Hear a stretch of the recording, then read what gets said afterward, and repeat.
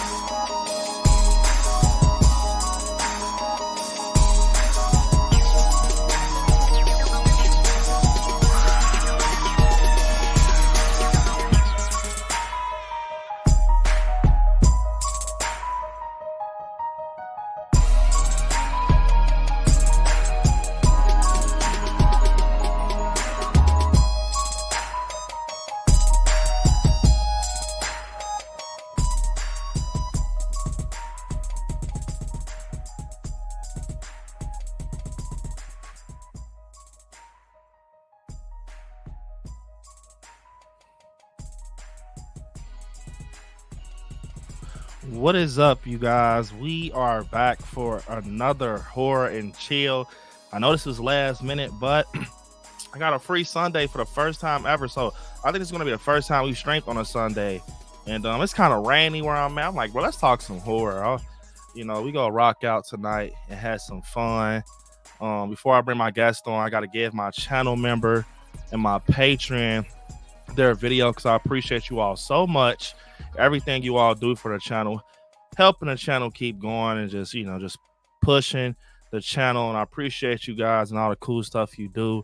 Reminder tonight, if you have something you absolutely have to ask me, you just have to get it off your chest. Super chat is the route because it prioritizes your comment. I get to see it. It changes it to a different bright color where I can just click it. So yeah, go that route if you want to do that. Smash the like button. Also, we're at 18 likes. Let's make it 65. Let's try to get 65. We got 23 in here, and yeah. So, for my channel members and my patrons, this is for you guys. Appreciate it.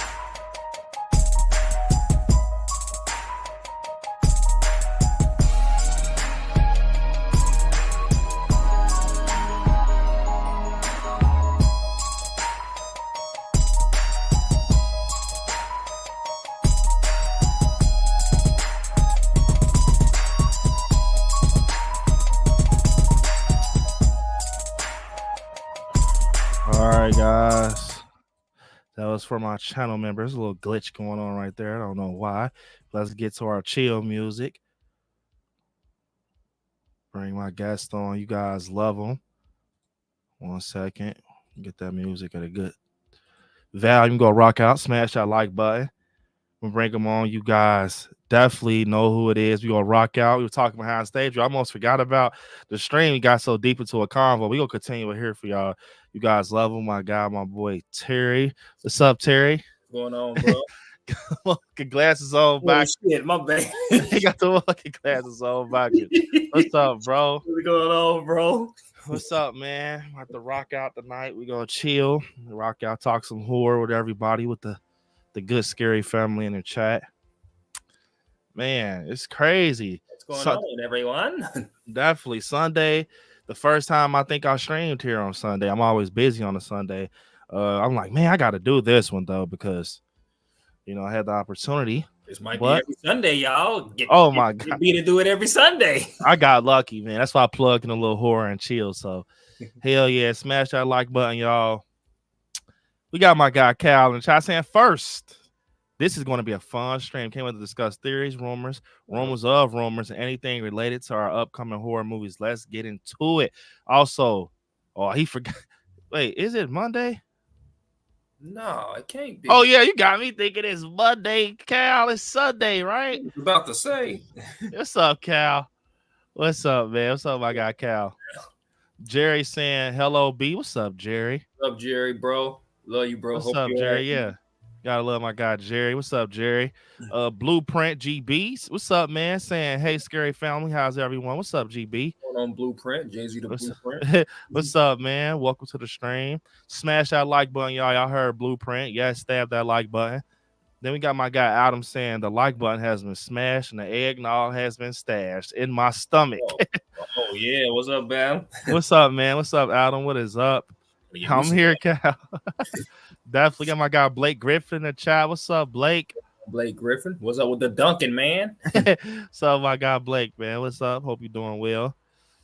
Then we got our good friend Crystal K in the chat saying, what's up, B and everyone? Anyone watch anything spooky or scary this weekend? I rewatched Slasher season 1 because it's that damn good. I have to watch that. I know Crystal was telling us to watch that. I got to get into that. I mean, I didn't watch nothing. I mean, I watched The Exorcist Believer, which me and Terry we'll kind of bring up here soon. Exorcist Believer, and I actually got into the thriller, the behind the scenes of the making of the thriller video. I want to talk about something with that too, Michael Jackson's Thriller, because I don't know about y'all. Comment in the chat, but I consider Michael Jackson's Thriller a horror, man. I know it's a music video, but man, the shit that went on to make that a video, and I was just looking into that. So hello, Crystal. I actually watched a movie called Sound of Silence. That was crazy. Yeah, Sound of Silence. Yeah, I never heard of it. I never seen it, but I heard of it. Yeah, it was good as hell. Definitely. We got our good friend Jen in the chat saying hi, everyone. What's up, Jen? What is up? Jen, what's going on? What's up? Welcome. Let me see. Who else we have in here? Jamilet saying hi. It's been a long time. I could not join due to school, but I'm here. Welcome back. Welcome back. Welcome back. Happy to have you in the chat. Definitely. I got Karl, so I'm just enjoying the rest of my day off with some I Like Scary until my next 6. Yes, man. Enjoy this, bro. We gonna rock out and have some fun. Enjoy it, bro. Hell yeah, I'm glad you can rock out with us. Trey seen it too. Said, what's up, everybody? How's everybody doing? Well, how's everyone doing? We rocking out, man. Hope you're doing well. Trey seen it too. Definitely glad to see you in the chat. Definitely. We got Panero in here saying, scary family, what up? What's up, Panero? What's up, man? Definitely, yeah, it's here. It's like that here too, Jen. All rainy and muggy. I don't know. It's a perfect day for a stream. Just kick back, get you a beverage or something, and just chill and talk horror. I was telling my Kirsten, it's messing up sinuses, making everybody sick. Yeah, this weather is terrible. There's Russ. Get off stage. We need that crystal weather. Definitely, yeah, that down south. There, I'm sorry. Russ, get off stage. What's up, everyone? Smash that like Hope everyone's having a wonderful night. Happy Sunday, everyone. Chainsaw Brick Gang forever. What's up, Russ? Yeah, Get off stage. thanks for rocking out with us, Russell, on the video game channel, bro. Yeah, that was funny, man. Russell. Yeah, Russ. That was funny, man. We got Brookie Brook in the chat. What's up, Hey, Brookie Brook? Gotta love Brookie Brook. Definitely saying, hey, everyone. What's up, Brooke? Hope you're doing well. Glad to see Brooke in the chat. We got Jalissa in the chat. Good friend Jalissa rocking out with us. Saying, hey, everyone. Hey, Brandon, this stream is so needed today. Today's been rough. My bird died this morning and trying my best to keep it together. Love you guys.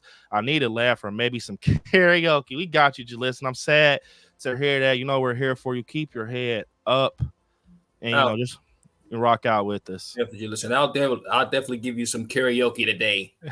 We got Terry. I got something on my sleeve. I need to laugh myself, Jalissa. So don't worry. We got you. Just rock out with us. And we're here for you. Sorry to hear that, Jalissa. We all love Jalissa. Definitely. Talking to you, Jalissa. Definitely. Let's see who else we got in the chat. It's gonna be a good one. I promise y'all. Yes, our condolences, Jalissa, for your loss, for sure. Yes. Sorry to hear that, Jalissa. Menacing Studios. What's up, man? Saying hey, B. And Terry, what's up, bro? Menacing Studios. And let me see. Jerry gifted Russ a membership. Hell yeah, Jerry. I appreciate that. Gifting that membership. For sure. Hell yeah, appreciate that. Gotta appreciate my guy Jerry for that. Gifting that membership. That's super cool of you. And congratulations on receiving that, Russ. Thanks, Jerry, bro. Definitely. Eric saying, what's up? Can't stay long, but want to say hi. What's up, Eric, man? I hope you're doing well, man. I know you're a busy guy. No worries. Definitely, man. Glad to see you in the chat. Hope you're doing well. Menacing saying, nah, Thriller is definitely horror, especially his ghost short film. Yeah, man, that Thriller's video is definitely horror. Appreciate it, Jerry. Jamie, what's up? We got New Jack Jamie in the chat. Hey, what's Jamie. Up? Jamie Hart. What is up, New Jack Jamie? New Jack Jamie. I like that. Yes. Adam said Thriller is the best video ever made. Darkness falls across the land. Midnight hours. Yes. Bro, we gonna get into it because I watched them behind the scenes. And man, it kind of blew me away, bro. We gonna get into it.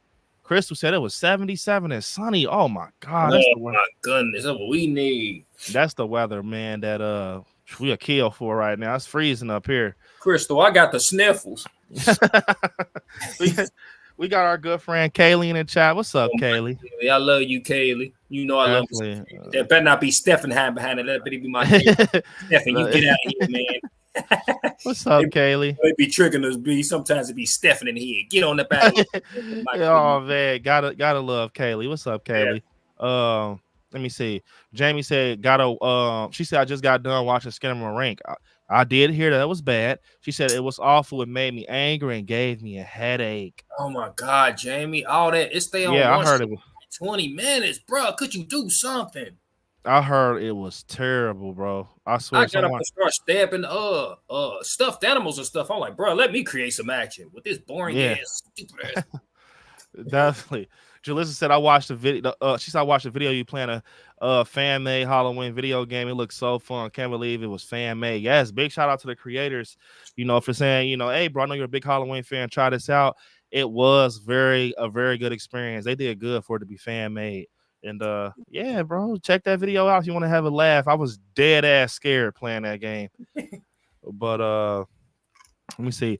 Jen said low 70s and sunny is my yes, that's that chill weather right there. That's that chill weather. Cal said every time my roommate hears B say Jalissa, he starts rapping. Oh man. Jalissa. Let me see. Definitely Pernero. What's up, man? And Chris said we finally watched The Exorcist Believer, so I'm definitely ready to chat. It wasn't great, it wasn't horrible, solid. So let's just get into it, matter of fact. Yes, let's get into it. Exorcist Believer. How about that? All right. So me and Terry was just talking about this. We about to lock in and smash that like button. It only takes literally 2 seconds. And let me see. All right. So we have 22 likes. Literally, guys, stop what you're doing. Go smash that like button. While you're doing that, I'll turn up some tunes. And yeah, you're not going to miss nothing. So I'm going to give you guys 10 seconds. And we'll be right back.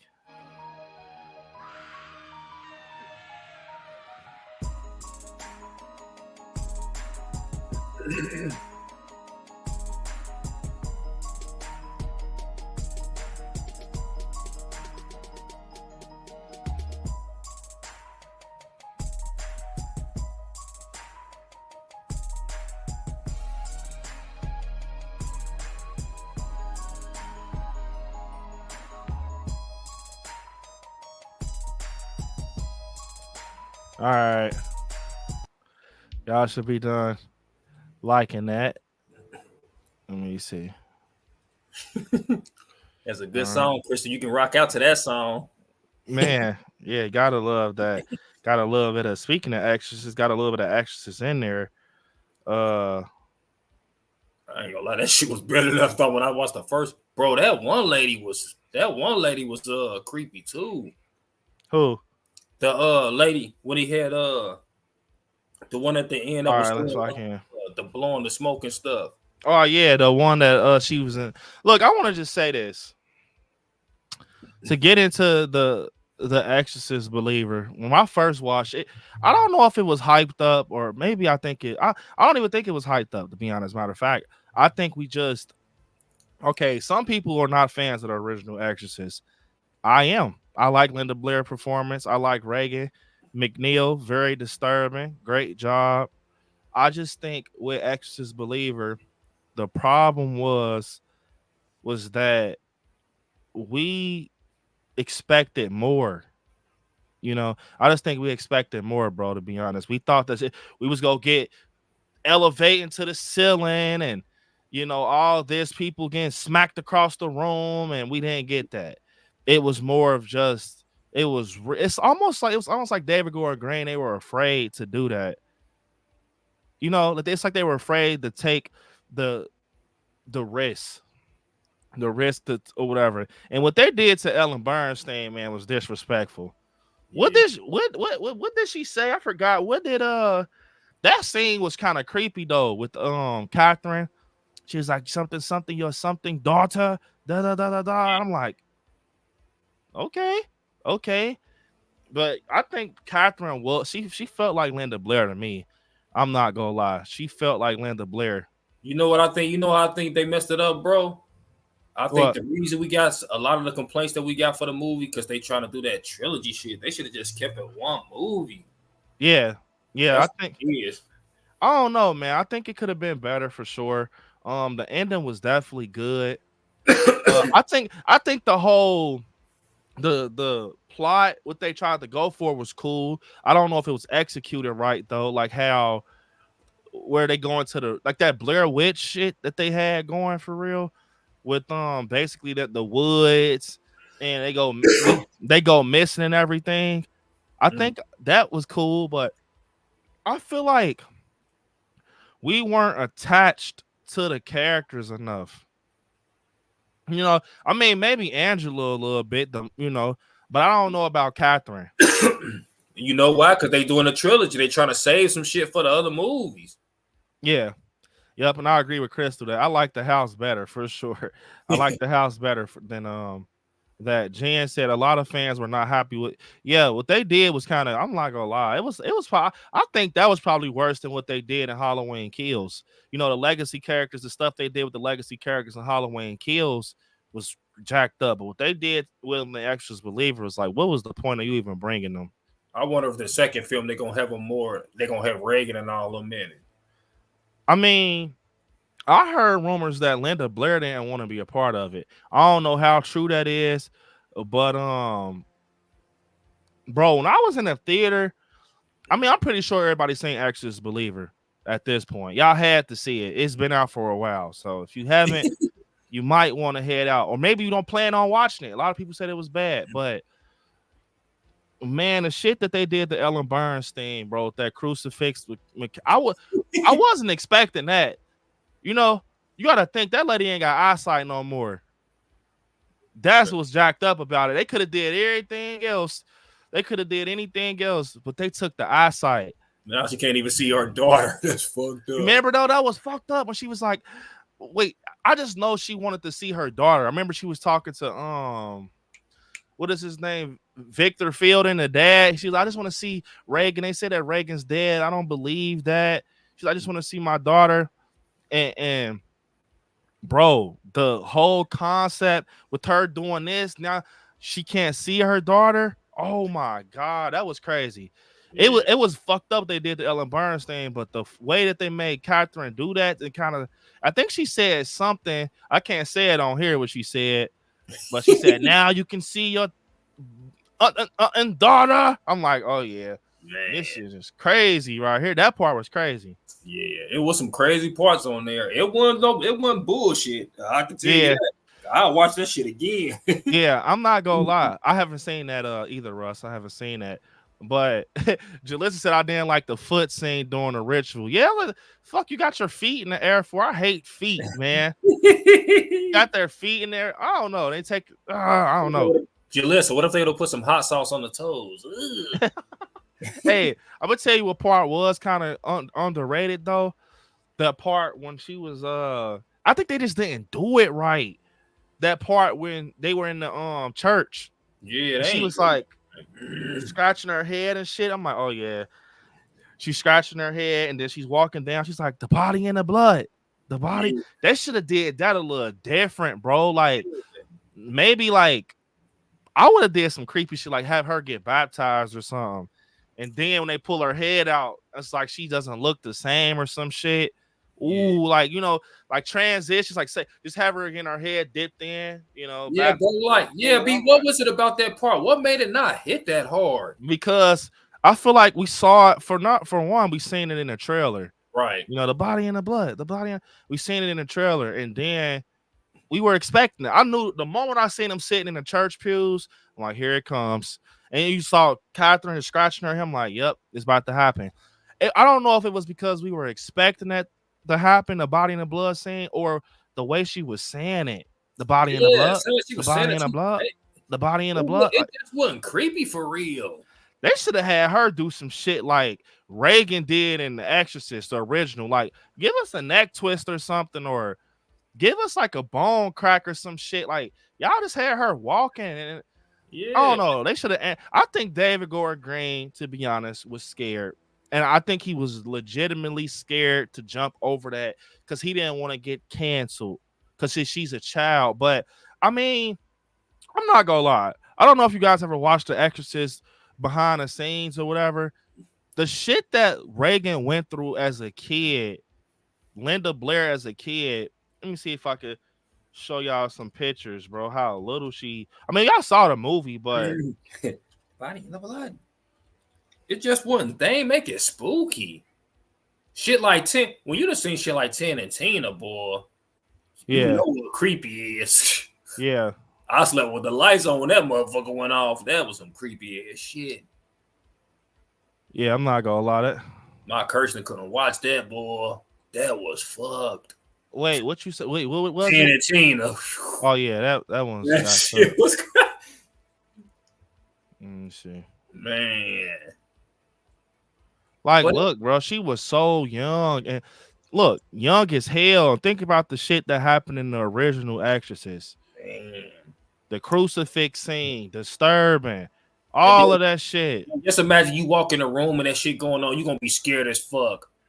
Man, remember she smacked her mom? Bro, when I first seen that, I'm like, oh my God. This shit. When I first seen that crawl down the steps, I'm like, what the fuck? The spider, yeah, that was crazy. The spider walk was crazy. Spider walk. Whoa. Yeah, that shit was crazy. Names to this shit and everything. I never heard it called the spider walk. What the Yeah, I'm like, yeah, this shit is crazy. Shit. Let me see. Let me get into the chat real quick. Yep, Jen, she didn't. They said she didn't want to be in it. They said she didn't want to be in it. So that's why they kind of did what they did. I wonder why she didn't want to be in it. Did she think it was shitty? I don't know. She definitely felt like Linda Jalissa for sure. Catherine. It was like she was like a replica of Linda. The wildest movie ever, bro. The craziest movie. Jeepers Creepers Reborn. Oh, he's fucking with me. That movie's terrible. That fucking I'm sorry, that's a piece of shit. Man. That movie. Winnie the Pooh, Honey and Blood better than that. Honey and blood and honey. Then this motherfucker start singing Honey in the Blood. Honey in the Blood. Honey in the Blood. Honey in the Blood. Whatever that shit go, y'all ain't watching anyway. Man. Jennifer said that ending messed me up. Yeah, that ending was very underrated. That part where they're like back to back in the chairs. Yeah, I think the part that creeped me out the most in that whole segment of the ending. I don't know if you peeped it. So you said you just rewatched it, didn't you? Yeah.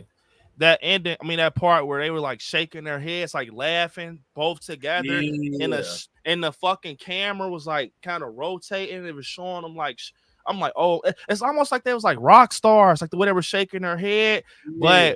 And then it kind of switches to Catherine snapping her neck up, and then the other Angela's like God played, and it's just like the transitions, and then it's like quiet for a minute.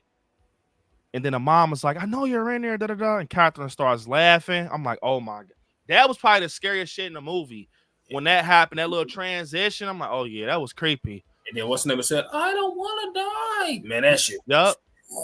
That was right there. That was in that little scene when she's like, I don't. She said, she said, I don't want to go to hell. Yeah. I'm like, so what's gonna happen in part 2? That's crazy. Yeah, that was fucked up. I didn't like what they did with that. I just didn't like that part. I ain't like the dad. He come running in screaming shit. Shut your ass up. Yeah, he's like, yeah, like I would have threw that fucking holy water on him. Shut up.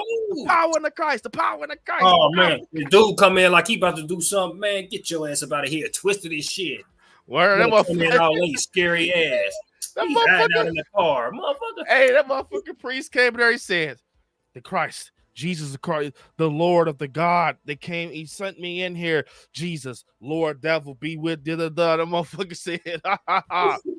That motherfucker said, I said, damn. That motherfucker came in like he was about to save the day. Catherine looked at his ass, started laughing, cracked his. I'm like, yep, because the demon knew he had been hiding in the car. You like to hide in cars. You like to hide in cars.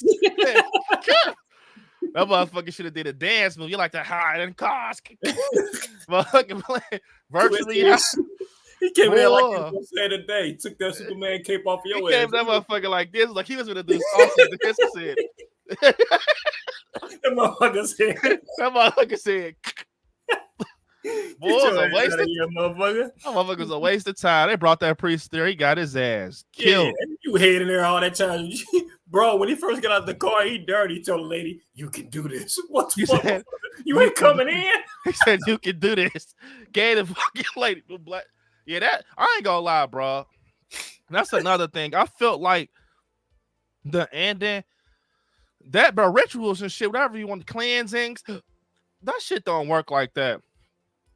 You can't just get a group of people together with fucking water and feet and fucking sage and his demon just exits. I'm sorry, bro. I thought the black lady did the best shit.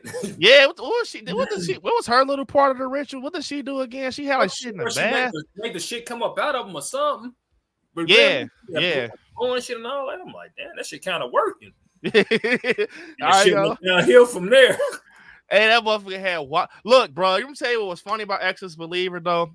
Jason, what's up, Brandon? Hope you guys are having an incredible day. I made some taco salad earlier, Brandon. For hell yeah, taco salad. What's up, Jason? But that part, the part where they were outside, remember? And they were like trying to plot. That was the part that was fucking with me. And Exorcist Believer, they're all outside in this fucking football huddle. And they're like, okay, this is the plan. We're going to go in there, take your fucking shoes off, don't walk on the floor, and we're going to step back and believe. Bruh. That's not enough. Bruh, that shit don't work. And you telling me the whole time it was the scarf. No, water and feet. That's what it doesn't work like that. So yes, especially after how Reagan was fucking motherfuckers up. Bro, Catherine was fucking him up for real. I'm not gonna say. I think Angela was just a disturbing piece of it. Like she was the more disturbing element, but Catherine was killing. Like Yeah, I'm Reagan knocked a motherfucker out the window. Oh yeah, Reagan flew that motherfucker. That motherfucker. I might end up winning, motherfucker, but you gone for good. He said, "Exit this child's body. The power of the Christ." Yeah, and bro, then when he came in, that motherfucker was dead. He like, dang. This motherfucker dead on the ground. That motherfucker died. Bro, Reagan was killing motherfucker. That's what was scary about the first Exorcist. She slapped her mama. Bro, you saw she smacked her mom? Bro, she whacked her ass. She pushed the dresser to the door. I'm like, oh yeah, she's tripping. And then how she killed, bro. I think The Exorcist was one of the first films I ever watched that had like I'm trying to think of a way to word it. It wasn't a happy ending. You know what I'm saying? The fucking dude died, bro. Yeah. I'm like, bro, when I first seen The Exorcist, I'm like, bro, usually people like him, like top tier in the story, they fucking survive, bro. Reagan killed his ass. He one of the end characters. Nope. Bro. Oh my God. She killed both of them, didn't she? I think so. Yeah. Yeah, because the final whack, he flew out the window. Yeah. He was the final guy. That's Jason Patrick's dad from the Lost Boys. They got jumped out the window. Yeah, he was a Lost Boy, all right. That motherfucker was in the air. Say hello to the night. Dun, lost it. That motherfucker was in the air. Say hello to the night. What he say on house party? What he say on house party 2? Let her go on a flat head. Let it go on a flat head. Motherfucker. Yeah, you can have him. Hey, Reagan, bro, and it was the way she was just, bro, the whole movie, she just in the bed. Like, she just in the bed, like, bro, with a gown on. Waiting for motherfuckers to come in there. Come on and get you something too. Bro, what was that part that Reagan said I always crack up at? It was a part it's something she said about the priest's mom, bro. And he was like, I forgot. Okay. He was like, Reagan, I know you're in there. Get out of this child's body. And she was like, bro, it was something. I wish I knew what she said, bro. Oh my God. Julissa said the ending made me cry. I was expecting this movie to make me get emotional. I wasn't expecting this movie to get me emotional at all. Yeah, the ending was. It caught me stupid, man. Yeah, it caught me off guard. Yeah, it's dumb, man. Yup. I choose you. I choose you. He said, I choose you. I choose you. And then when I saw her do like, I'm like, oh shit. Oh yeah. He's a silly motherfucker, isn't he? He's a silly motherfucker, isn't he? We got 30 likes, y'all. If y'all haven't, smash that like button. Jen said that's what I heard too. They had to beg. Yup, that's what I heard too. They had to beg her just to be. I think she was just. I don't know, man. Maybe she heard the storyline. It was like, no. I don't know. What's up, Freddy Fazbear? Yes, Terrifier 3. I heard should be good. I can't wait. Yeah. Julissa said they could make the scene stronger and yes, creepier. And she was like wine on her right.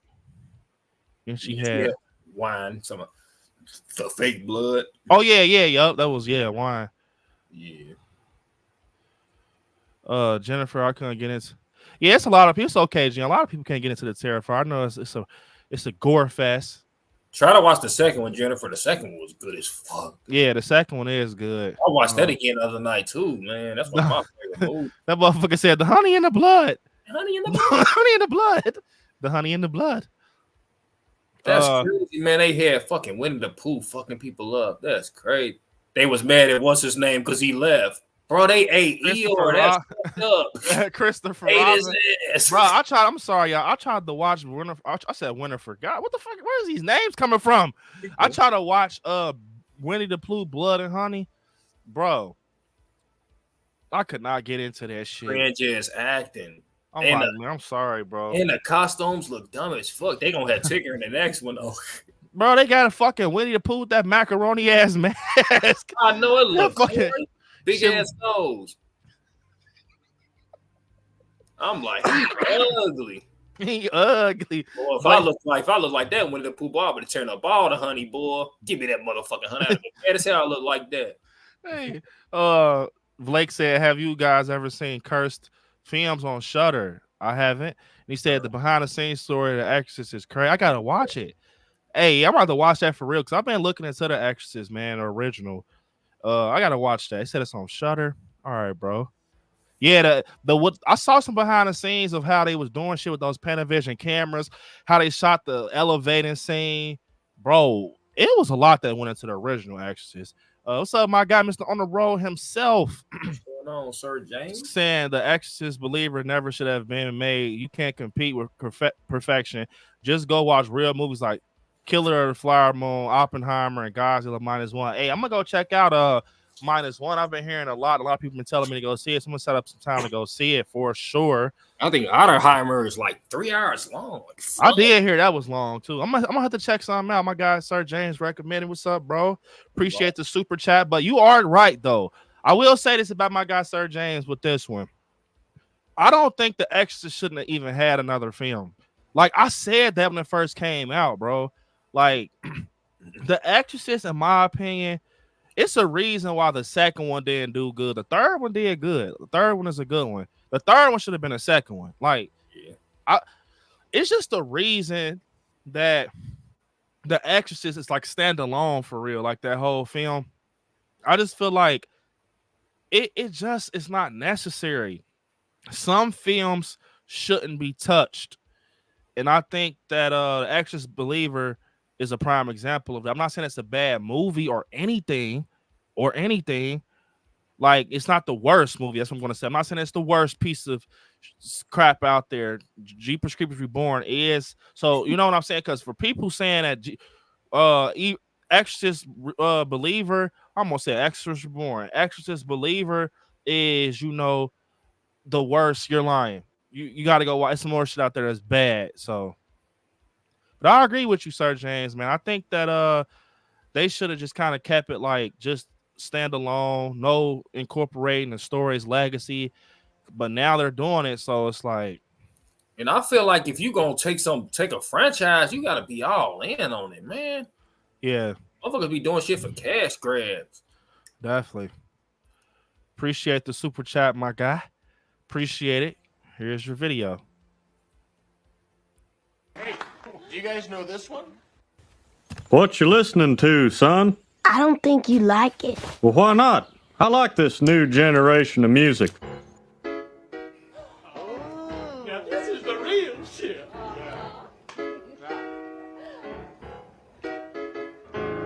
There's nothing funny about these sounds.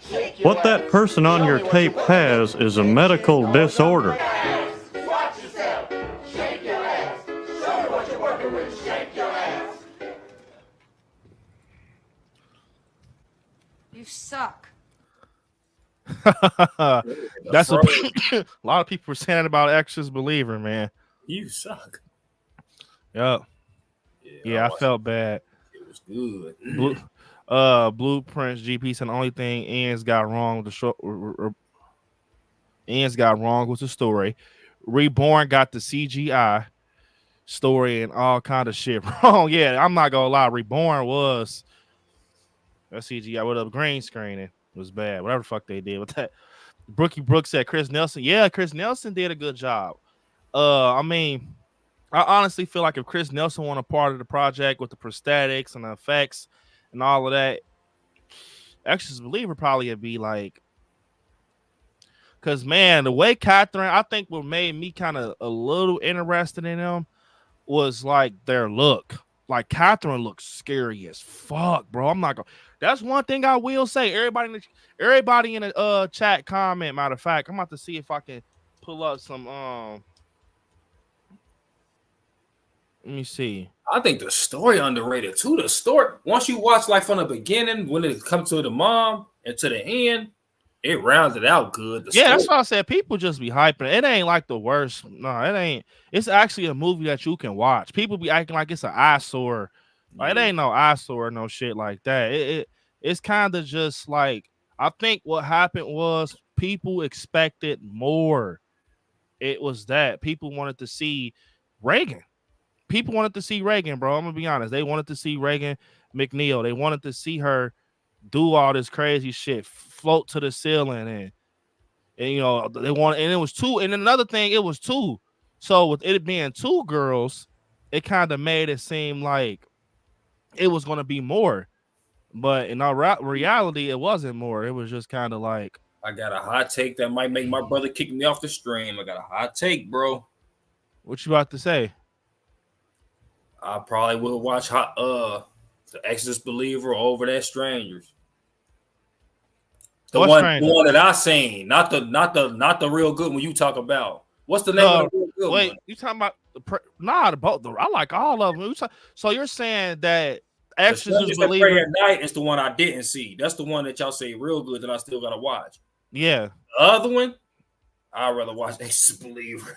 Damn. All right, hot take. I'm not gonna lie. You're basically saying the original. I think the best part of that original, I ain't gonna lie, that last part was creepy though when she went and got the flyer from the kid.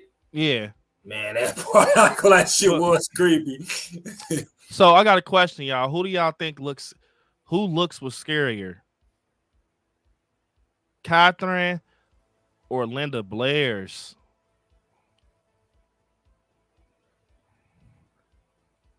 I'm not gonna lie, bro. I don't know, man. I mean, Linda Blair shit was scary though. Yeah, I might go. I might. Matter of fact, I don't even know why I asked. I'm gonna pull up a. Let me pull up a picture of Linda Blair. Linda Blair was crazy, bro. Let me see, boy. I don't want to speak too fast. I ain't gonna lie. I don't want to speak too damn fast, cause. Let me get a good one. Ooh, shit. I ain't gonna lie. Exorcist Believer was good, bro. I'm not even gonna front. That shit was kind of good. I like the Exorcist Believer. I'm the type, bro. You know how I like it, Terry. I just don't think that it ain't the best. Yeah, it ain't the best. I like it, bro. Because when you watch it over and you look at the totality of it, because bro, I didn't catch that at first. Like, I don't know why I ain't catch like the storyline where I think I caught it, but I forgot about it. But like I said, when we was off streaming, we was talking about the fact that he chose one person over the other, and it was revealed like you didn't even want me. Like, man, that's fucked up. Yeah. Ooh, I ain't gonna lie though. Ooh, I ain't gonna lie, bruh. You see Catherine hair? Yeah, I gotta go with Linda Blair though. Linda, her head was twisted, all types of crazy shit. And you just can't get that out of your head. She knocking motherfuckers out the window and shit, man. Man, I ain't gonna lie. She did twist the motherfucking head off though. Catherine did. Was it her? Or nah, I ain't talking about like I'm talking about the looks, bro. Look. Yeah, I gotta go with Reagan, man. Reagan. You going with Reagan? I'm gonna go with Catherine, bro. I ain't gonna lie. Open that motherfucking door, and she was getting worse and worse. Motherfucker, open that door. I wouldn't have went in that motherfucking room. Fuck the reason I'm gonna say Catherine is because of her fucking hair, bro. That fucking receiving hairline with that big ass forehead, and I felt like Catherine's looked more realer, bro. Like her teeth, and man, matter of fact, I know a good way to be the judge of this. I know something that'll probably change your mind, buddy. I mean, I don't know, maybe it won't, but. I gotta go with Reagan, man. Reagan was creepy. She had that motherfucking it was cold in that room, had that air breath coming out her mouth. Like, man, that shit, that was some creepy ass shit. Let me see. I'm gonna pull up some pictures real quick. Yeah, Reagan was. Man, I almost don't want to look at her ass up on my fucking phone. Who, Reagan?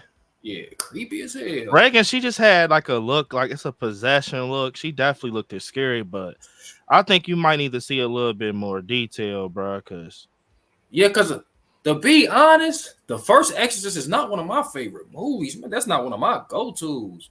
Yeah. It was too fucking slow. It took forever to get to the fucking parts. I'm like, bro, this shit getting kind of boring, man. I'm not even gonna lie to you. Like, if I gotta watch the Exorcist Believer in the first one, I'm watching Believer. For real? Don't lie. The first Exorcist was boring as hell for a long ass. All this talking. You want to go to a movie? Y'all, bruh, get to the point, man. All right, look, y'all. We about to go real deep into their look. So look, you said Reagan, right? Yeah. Let me look at Looking at these creepy ass pictures of these creepy. I ain't gonna lie though, Reagan does look fucking scary. Scary as fuck. Remember we was in the mall, bro, and dude had a Reagan thing, and he said, "I'm not selling it, motherfucker. You ain't Yeah, like selling why the fuck you're not selling it? That's actually my wife. She brought it here for the August. It's for show off. Fuck is it for show off then? He sounds just like him. It's for show off. It's for show off only. Yeah. Like, damn, I want to buy it, bro. What you got it in here for? On who though, Terry? You ain't said that. It's for show off only. Yeah, I was like, I want to knock that shit over, man. He knew I wanted to buy that, and I asked him. I'm like, hey, how much for that? Man, I was about to steal that. What's the name of man? He had Elvira. I was about to steal that motherfucker. Oh, your ass is gonna go to jail. I was gonna steal that. I was snatch it down, man. Give me this, motherfucker. What you got in here for? Look, here we go though. You know his store gone. Yeah, he was selling shit. Yeah, she did. All right, that's Catherine's look. She just smiling though. Yeah, Reagan, boy. Oh yeah, it's Reagan. Man, it's hard though. They both look. I wouldn't want to deal with neither one of them on the late side, like seeing them like in the hallway or nothing. No, I ain't gonna lie. Angela's shit looks crazy too. Angela, I ain't gonna lie. If you pick out of them 3 pictures, I'm going Angela. She look creepy, bro. Angela was the creepiest in the movie to me, man. Dude, she was beating the dad's ass. Catherine shit look crazy though, boy. She got a whole her hair, bro, and her eyes, shit, the blood clot in it. I'm like, I don't know, man. That's a hard one. Yeah, especially when you put all 3 of them in there, bro. Remember she put the what's name over his head? Yeah, whooping his ass. That was crazy, man. I feel sorry for the dad too. He was going through it, man. Y'all smash that like button if y'all haven't. Me get into the chat real quick. Yes, Brookie Brook, water and feet. Let me see. Crystal said she felt so bad for the priest. Which one, Crystal? You talking about the one that got his neck twisted? Yeah, he said water and feet, Brookie Brook. That's what they got through the fucking ritual with. SLC Knight said, "What's good, Brandon? What's up, man? What's going on, man?" Chris, I don't like that Catherine. Yeah, died either. Like both could have survived. They made a deal with the demon. That's not a happy ending. Yeah, I think that's how it was in the original though, Brooke.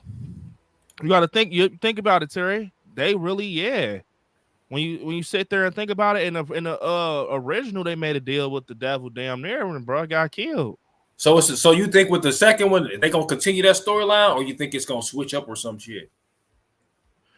I mean, they're gonna have to dive into Angela a little bit because she kind of was. They said it was a trilogy. Yeah, I think they're gonna dive into Angela a little bit, but I ain't gonna lie, I like Catherine more than Angela.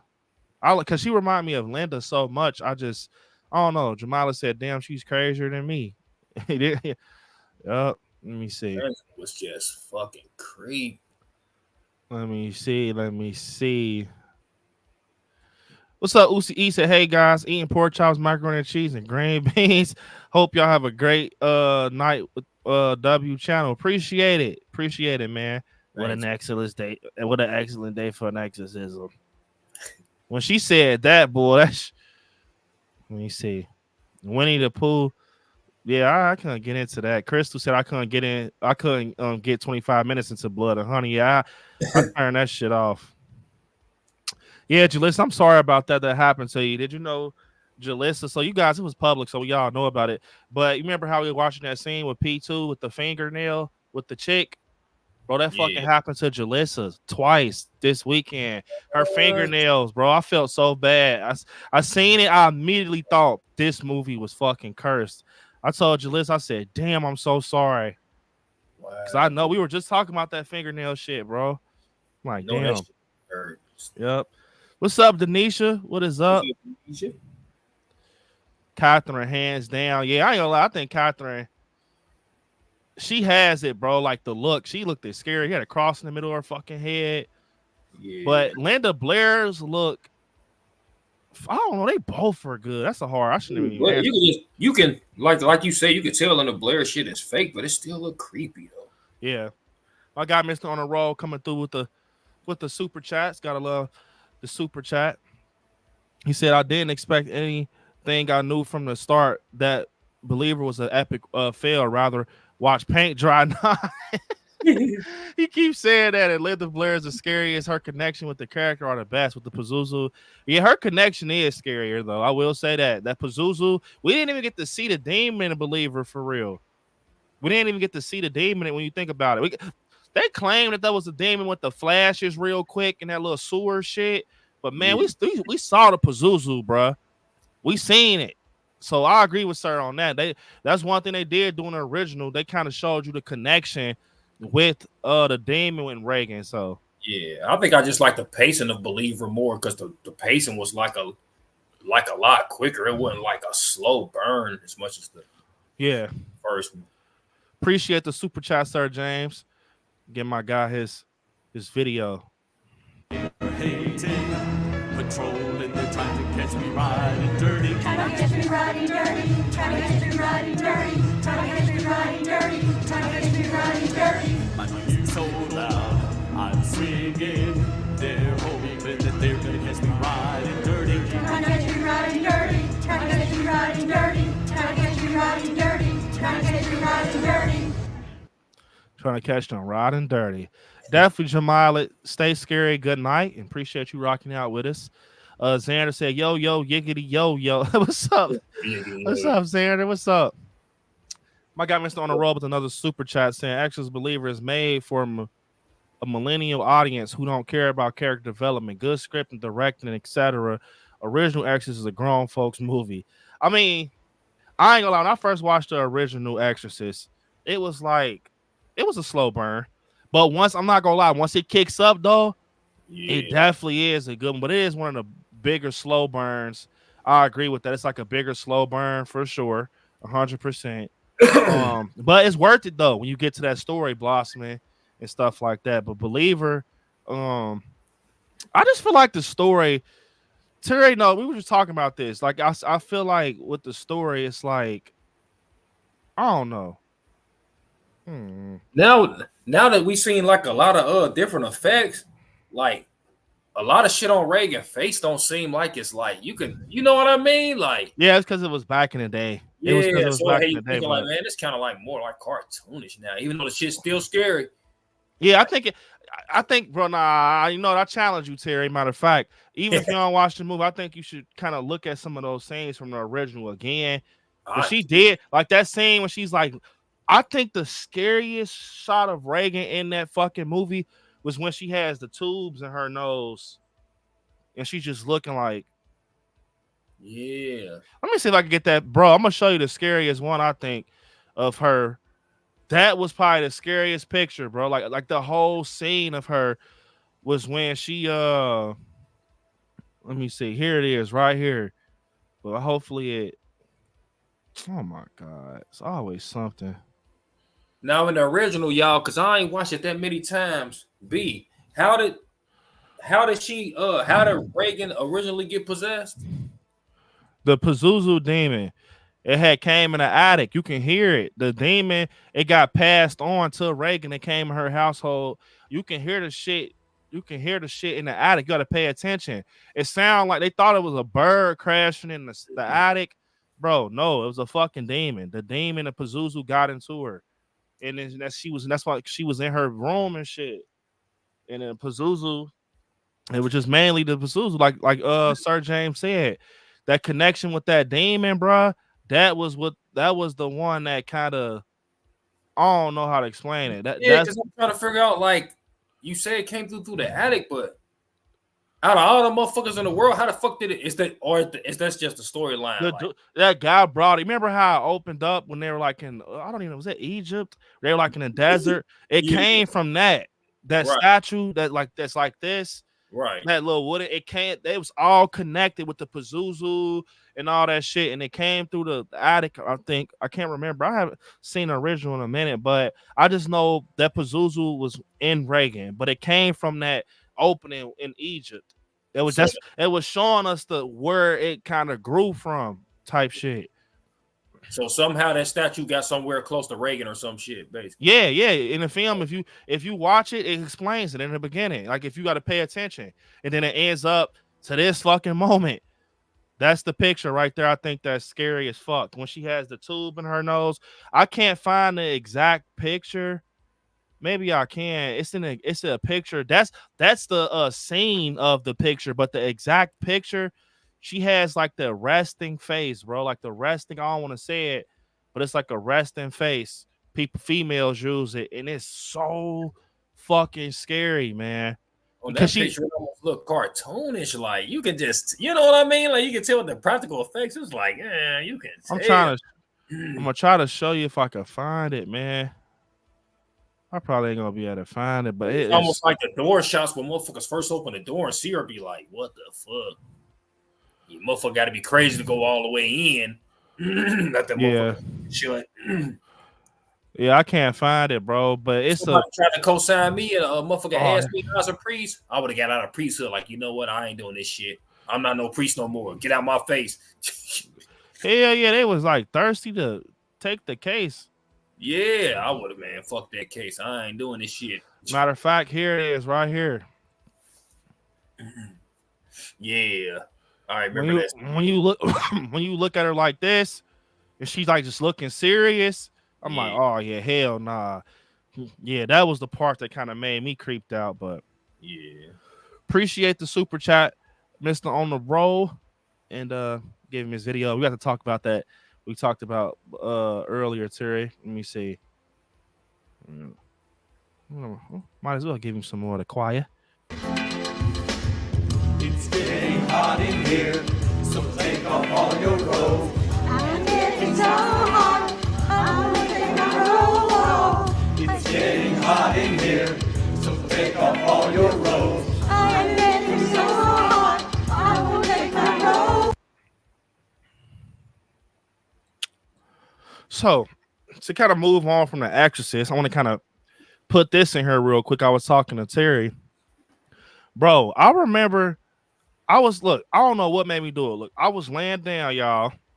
I was laying down bored. And then I said, man, I want to watch the Thriller video. I don't know why. I just want to watch the Thriller, the Michael Jackson Thriller video. I watch it. Man, I'm not going to lie.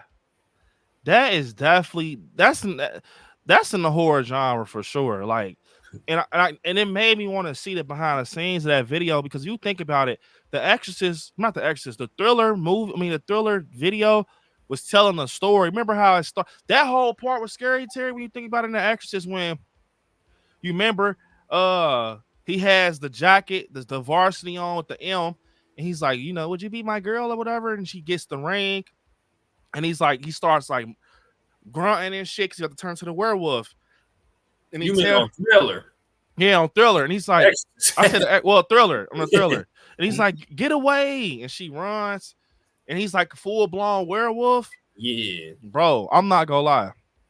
That shit is scary when you look at it. And to know that was actually Michael Jackson under that werewolf getup that was chasing her. That wasn't a stunt double. That was really Michael Jackson, bro. I think the details in the whole Thriller video is underrated. Yeah. I think, Vincent Price, man.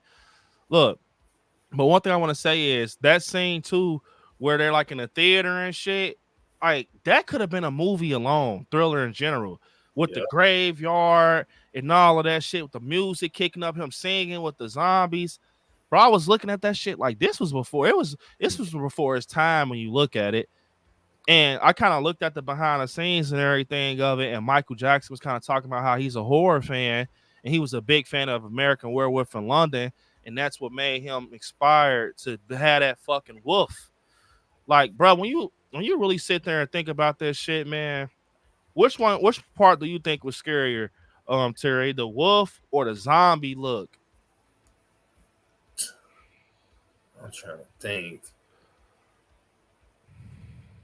That wolf was fucking creepy. Man, bro, that wolf Mike, I'm thinking of, man, let me look that shit. I'm thinking. I'm about to pull a picture up right here. Hold up. Man, like when you look at that shit was scary as hell. Yeah, I might have to go with the wolf. Let me see.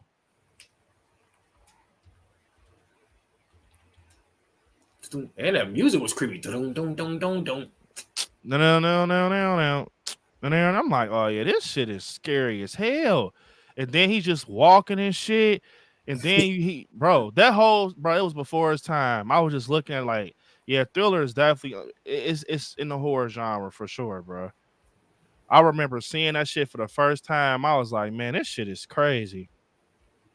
Man, he ugly before he turned into a werewolf. Like, look at this shit, man. Yeah, he ugly. Oh my fucking God. That's how I look after I eat White Castles. Oh my God. And then look, bro. Yeah, he ugly.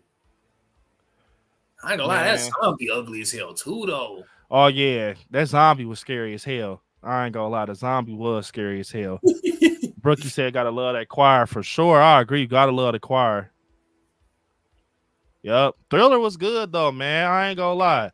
That fucking his face being sunk in and shit. Yeah, and then he doing them dances like creepy. Yeah, his fucking clapping and shit. I'm like, man, that's some scary ass shit, man. When you think about it, I'm gonna sue his ass because he making fun of me trying to look like me, motherfucker.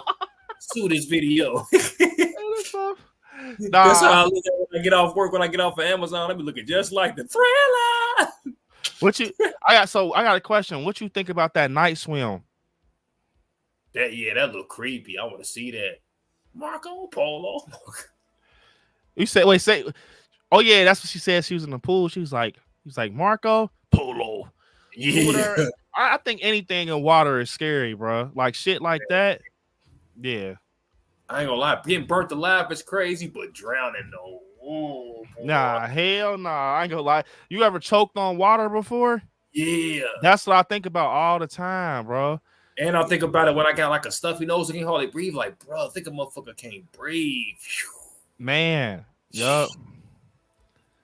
Bro, I ain't gonna lie, this motherfucker is creepy, man. Dance with this red suit on, and they got all them creepy. I told you when you really sit there and look at the Thriller video, bro, that shit's scary for real, bro. Like especially, I think the scariest shit that's in that video is when you see him transforming into the werewolf, bro. Like his fucking skin and shit is moving, and his nose and his teeth.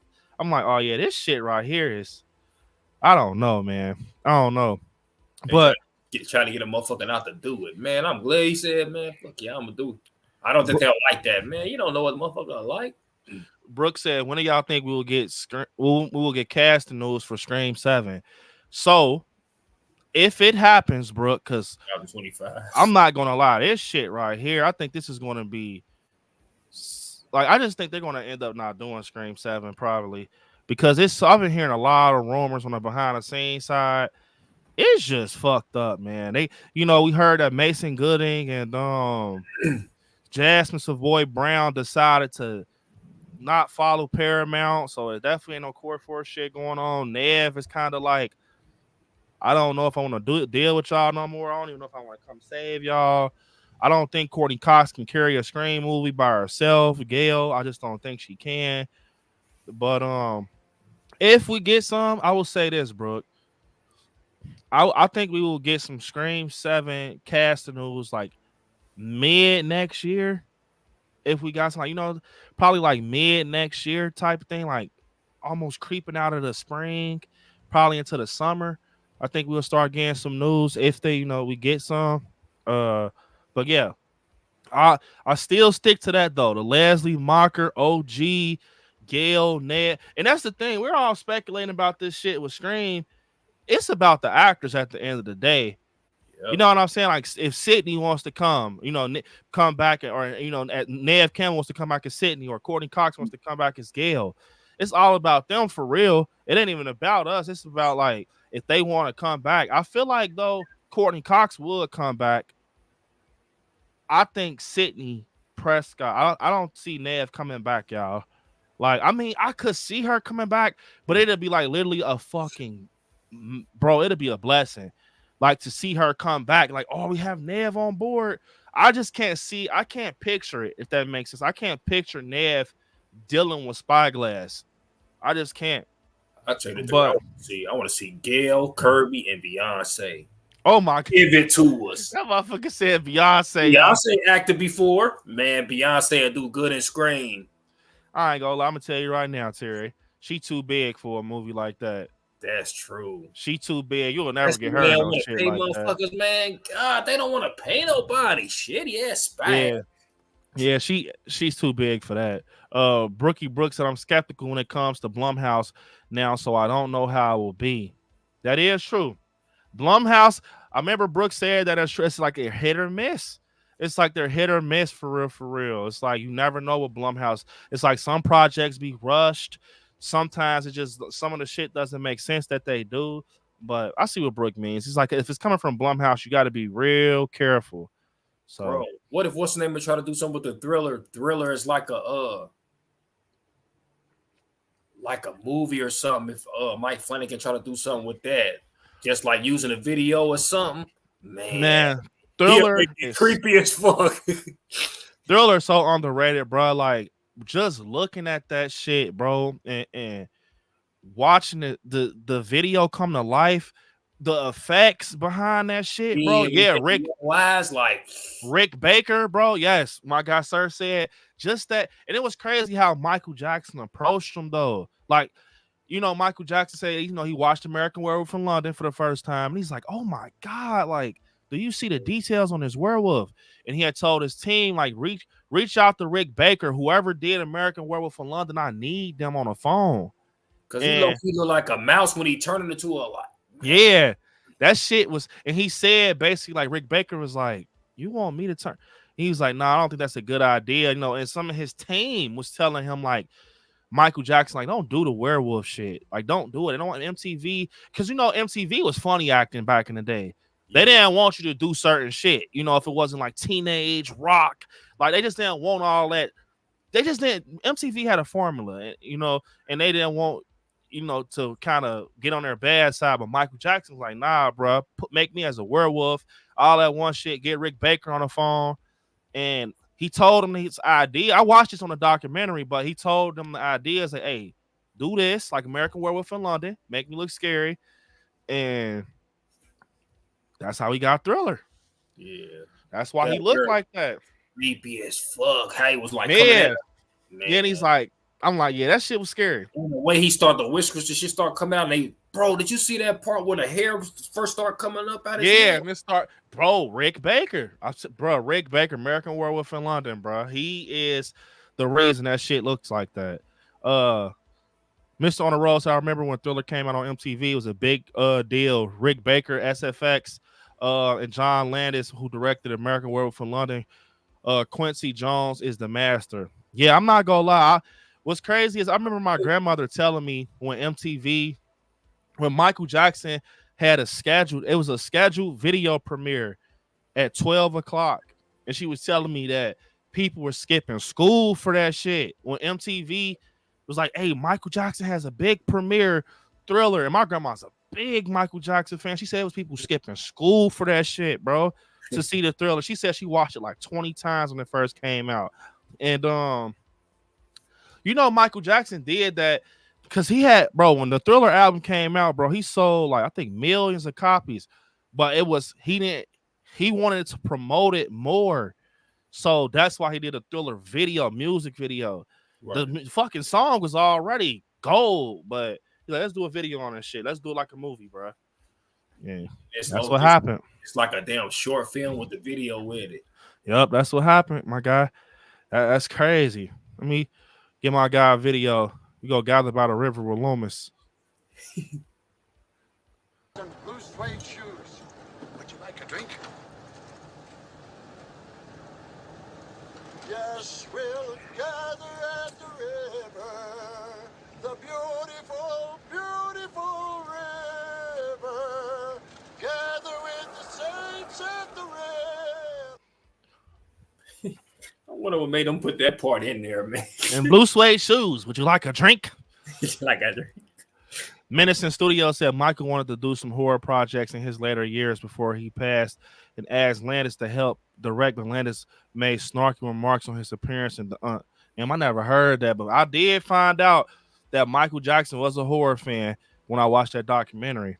So he really had passion for horror. He was into like the monsters and the man. Could you imagine? Did you see? You could tell when you look at his music videos, that Ghost, Thriller. Yeah, he was really like into that shit. That's super cool though. And I would have loved to know what some of his favorite scary movies was. Hell yeah, boy. Let me see where we at. We had 38 likes, y'all. If y'all haven't smashed the like button. So to get into something else I want to talk about, y'all.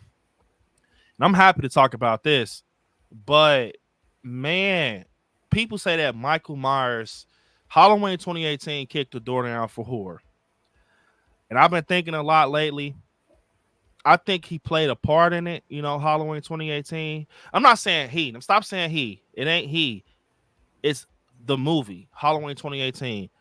I think he opened the door for slashers, Michael Myers in 2018, that Halloween 2018 movie, but just opening the door for horror projects to start back up, like big IPs. Was it?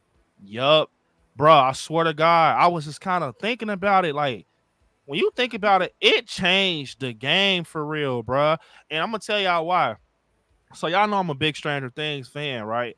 Stranger Things came out before the TV series, with the kids on bikes, walkie-talkies. And I remember seeing, Terry, do you remember the first time you seen like the promotion and shit with Bill Skarsgård? Do you remember seeing that? Yeah. Hell yeah. Bruh, I swear, I don't know. I need to stop doing that. What's up, Byron? I see you in the chat. What's up, Byron? But I need to stop not underestimating shit, but like I feel like I be sometimes fading away from certain shit, like because I be so involved in other stuff. But man, chapter 1, I remember seeing this shit with Bill Skarsgård and thinking like, okay, Pennywise is not going to be Tim Curry. This is when a lot of content creators were involved with YouTube when this came out, at least, the ones that I connect with. And I was like, man, I wasn't doing YouTube at the time. So I wasn't digging deep in articles and shit like that. It was more of me just seeing shit on TV, or maybe I'll catch something on my phone, but I wasn't too big into YouTube then. But bro, when you seen, I'm like, okay, who's going to play Pennywise? Because think about it, Terry. When we grew up, Tim Curry was a creepy man, original Pennywise, bro. Yeah.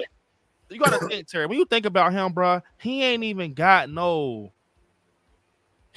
too much going on with him for real. Like when you look at him, I'm gonna pull a picture up. It's like he was basic, bro. Like when you looked at Pennywise played by Tim Curry, bro, he was basic. He more like eerie, creepy. Yep.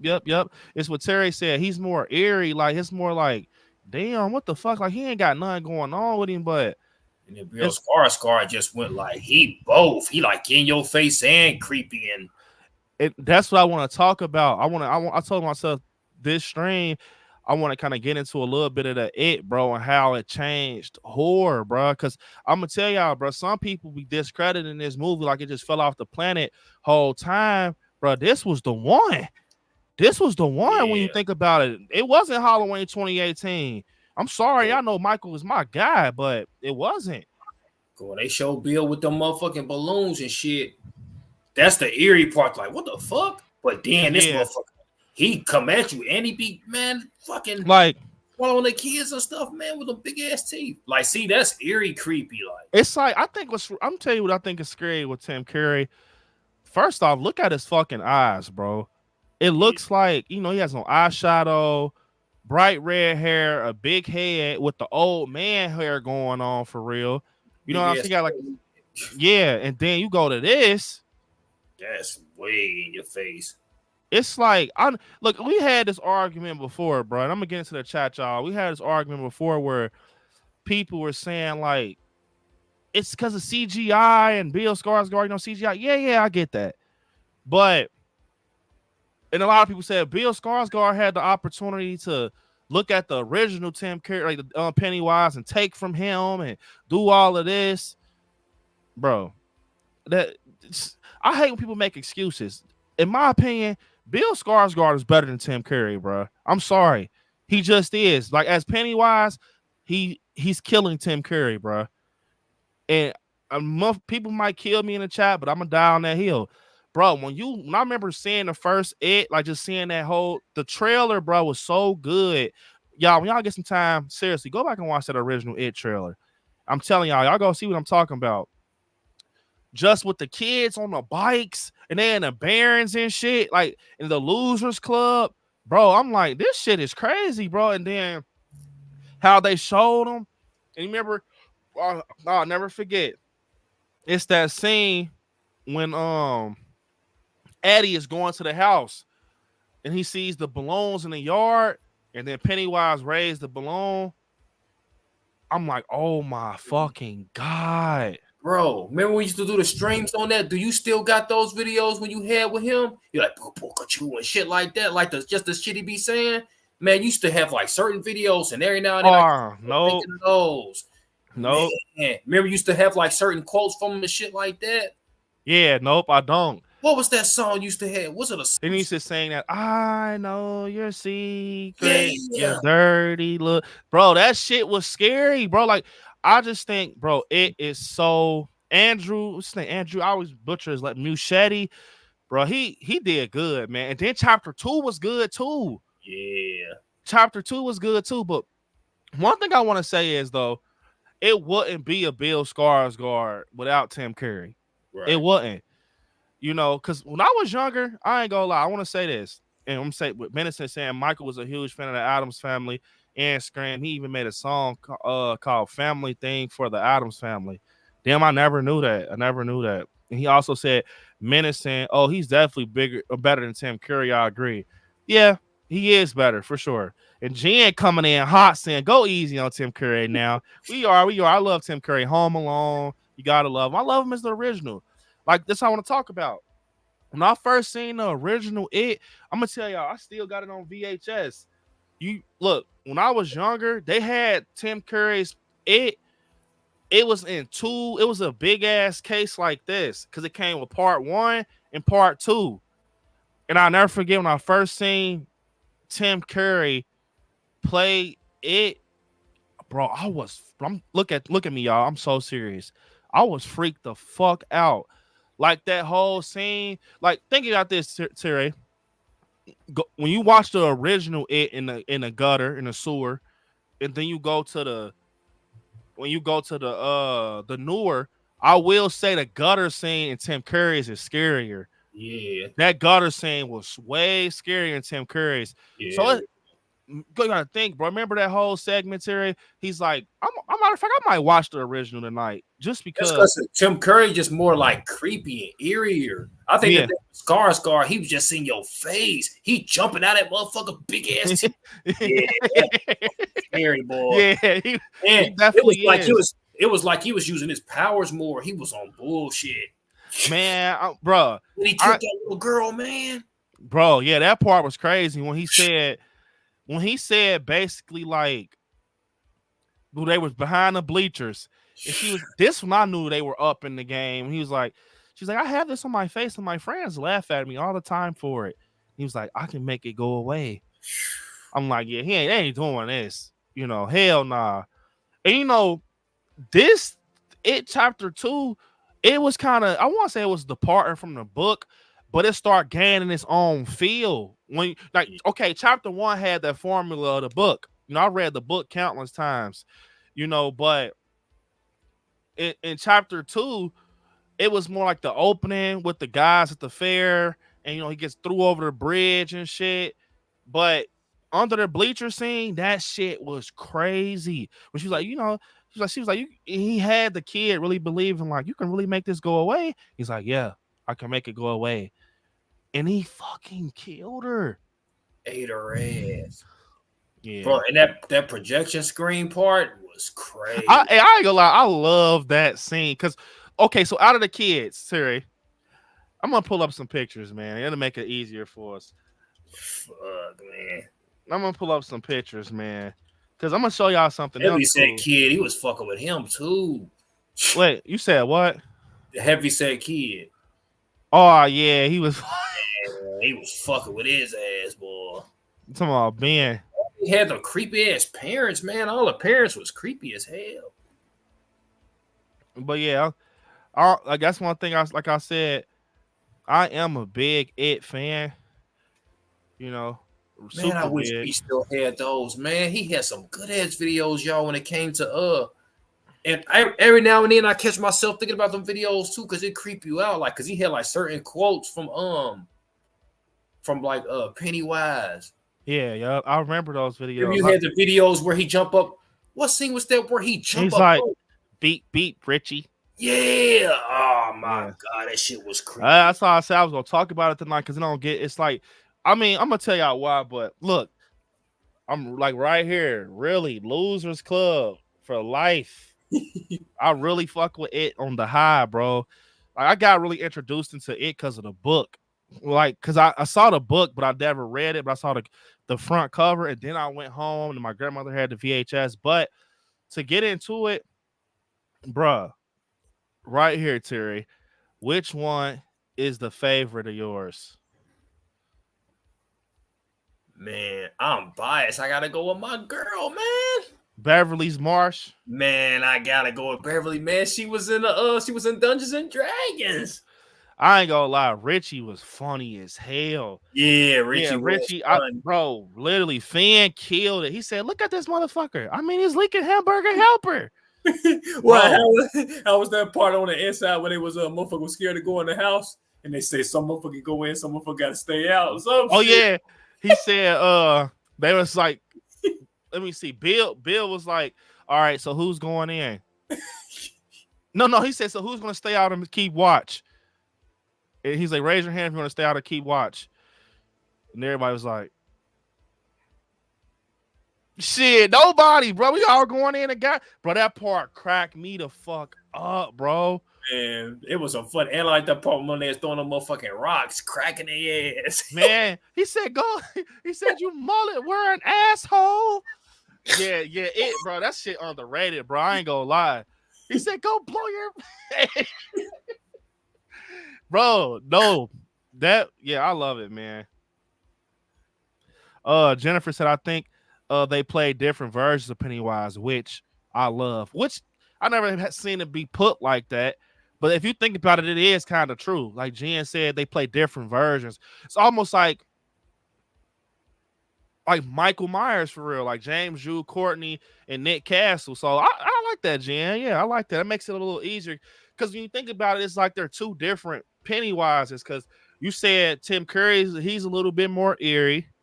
And then Bill is like more in your face. And that's what made Tim Curry so creepy, because on the scene when he looking down in the sewer, is he more Tim Curry more eerie. He like speak like creepier. What's the name of Bill? He just like, you could tell like he like almost like, I don't really want to talk for her. I'm about to eat your ass. Yeah, he's like, you'll float too. You'll float. Man, that partner, the new one, when Georgie was saying that, you'll float too. You'll float too. I'm like, oh yeah, this shit right here is crazy. Man, this motherfucker turned into big ass spiders and everything, man. He upped his powers to the next game, boy. Yep. Madison said Tim Curry is undeniably amazing, but Bill just brought something sinister. Yeah, I agree. I think Bill, like, it's exactly what Terry said. He's more in your face. Like, he's more like active. Okay, I'm gonna ask everybody this who's still in the chat. And I know a lot of people are leaving because, like, man, I'm gonna tell y'all something, man. Sometimes when you keep talking about the same shit, it's kind of like it's saturating as hell, man. But I think so. What is the craziest shit you ever seen Bill do? Everybody in the chat, let me know. Terry, you too. What is the craziest stuff you ever seen Bill Skarsgård do? Like, man, I just think I can only think of like the creepiest, man. He just creepy. Motherfucker turn around, he right there. Like, I think the scariest shit I seen him do was in chapter 2, bro. When that kid goes into the fun house and he's looking at him he's looking at the kid through the window with older Bill, and he just starts doing this, like boom, boom, boom, I'm like, bro, this shit is scary, bro. Like, he was just cracking his head on the glass, and then he ate the fucking kid. I'm like, yeah, Yeah, yep, part on here, man. I got it definitely. on part 1. Yep, Jen said Bill made his own character, amazing actor. Yep, he did. It was more like he was just more active. I feel like he was doing more crazy shit. Like, for example, when Bill did what part is that? You remember that part too when he came out the fridge? And dude, Yeah. Eddie broke his arm and it was like this, and he was about to bite his Yeah. fucking arm. I'm like, that's scary. Man, That's this right there, scary. part on here, I don't remember. Hold on, bro. Let me take All right. Sir James, I got Sir James saying that's my point. Appreciate the super chat. That's my point. The way you talk about the original It and Thriller, it was character development, good writing, storytelling. This generation does, and I look. I'm telling you, bro. I agree with you 100%, Sir James. I really agree with you.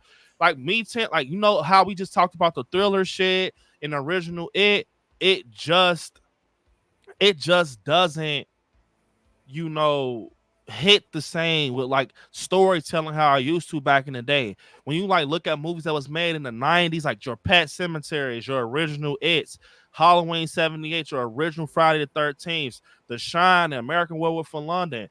Shit, the formula is over. That was magic, bro. Now, let's be honest. Movies back in the day was literally magic, bro, because we're not getting that today.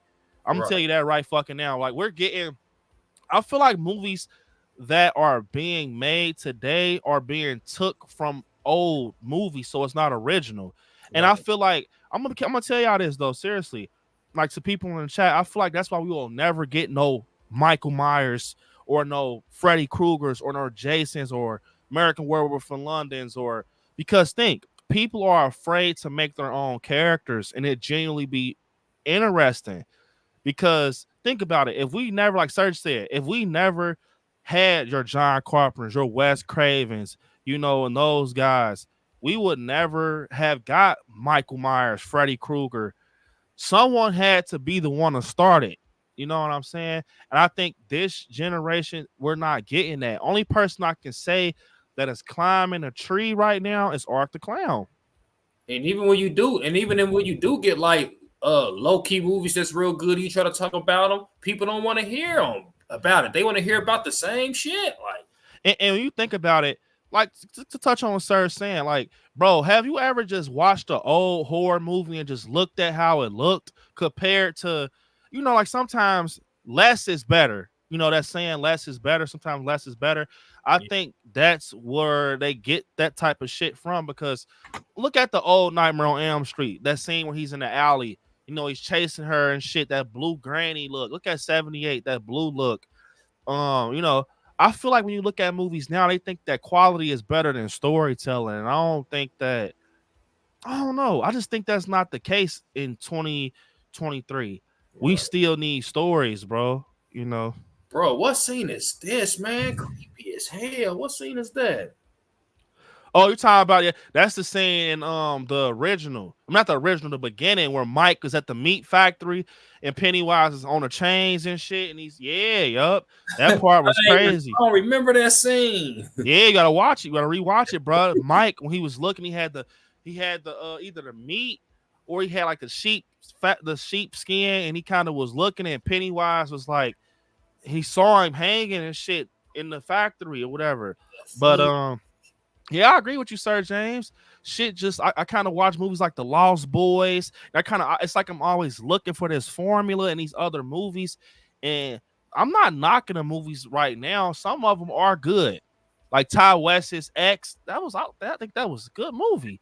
You know, Pearl, that shit they got going with Maxine. That's something, for example, I think that's going to stand on its own in the future. That whole trilogy they got going, Maxine, Pearl, and X. That's something new. But I feel that old horror they didn't have nothing to pick from, so they had to take what they can use, and it made films good because they didn't have too much. Yeah, I got a quick question. Why do you think like when motherfuckers like Martin or like a big time star jump into like horror, it don't take off as much as some of the other ones? Even when you think like Saw, the Saw movie with like Chris Rock and Samuel L. Jackson in it. Why don't those horror movies never take off? Do like our real big stars not take the horror serious enough for it? I think it's all about respect. Like, you know what I'm saying? I think when it comes to shit like that, people don't take it serious. Like, Martin, you're a comedian. Martin Lawrence, you know, Chris Rock, you're a comedian. You know, I think it's all about that, the eye, about the eye. Like, we know what they do, so we can't take them serious. At least that's how I feel. I can't take Chris Rock. But you know, like even because you know we objective when we watch a movie, we can like separate the human being from the character. Like, okay, Chris Rock is playing a character. Why is it that those characters like Beyonce and them, if they do branch off into a horror film, why haven't we got like a big star like that actually like had a real good horror film like that? You know what I mean? Let me tell you, to be honest, like people like those big names, some of them just are not interested in it. Like Jamie Lee Curtis doesn't like horror. She just did Halloween because she is Laurie Strode. You know what I'm saying? She cares about Halloween. That's her baby or whatever. But personally, Jamie Lee Curtis doesn't like horror. And a lot of other people don't like horror that's big names. They just don't like it. So basically, like a motherfucker like Martin, he don't got an eye for like what good horror is. So he just don't care. He took the script, but he ain't really. Yeah, it's like a job, you know, it's like money. At the end of the day, a lot of these actors is worried about it's their job. It's like a motherfucker trying to get a raise at a job. So it's like, hell yeah, somebody knock on Martin Lawrence's door to do a project for 50 grand and he's gonna do it. He needs the money. You know what I'm saying? So I think it's not, you can tell who loves that shit, the character, you know, the passion behind it. You can just, I can't call no names out because I don't know, but if you just watch certain actors, like matter of fact, Mia Goth, like look at her, you can tell, bro. You look at certain actors, they love horror, bro. They like it, at least they like to put up with it. So I just wish one of our big stars like a Chris Tucker or a Samuel Jackson. Yeah. Oh, another thing, they want a lot of money. Yeah, you ain't gonna get that. Matter of fact, I'm gonna tell you right now, like how back in the day you had Busta Rhymes and Halloween and shit. That was because you got to think of the generation we in now, bro. Like, look, for example, they said Jenna Ortega wanted 7 figures. I'm not saying she doesn't deserve it because she's a big actress. Look at Neve Campbell. She wants money because nowadays, bro, motherfuckers want to get paid. I'm gonna just tell you the truth. That people want to get paid, bro. Motherfuckers scared to take the risk because I always thought like they ain't gonna pay them. Big money makes big money. Like I'm not gonna lie. You gotta spend money to make money. I'm gonna tell you right now.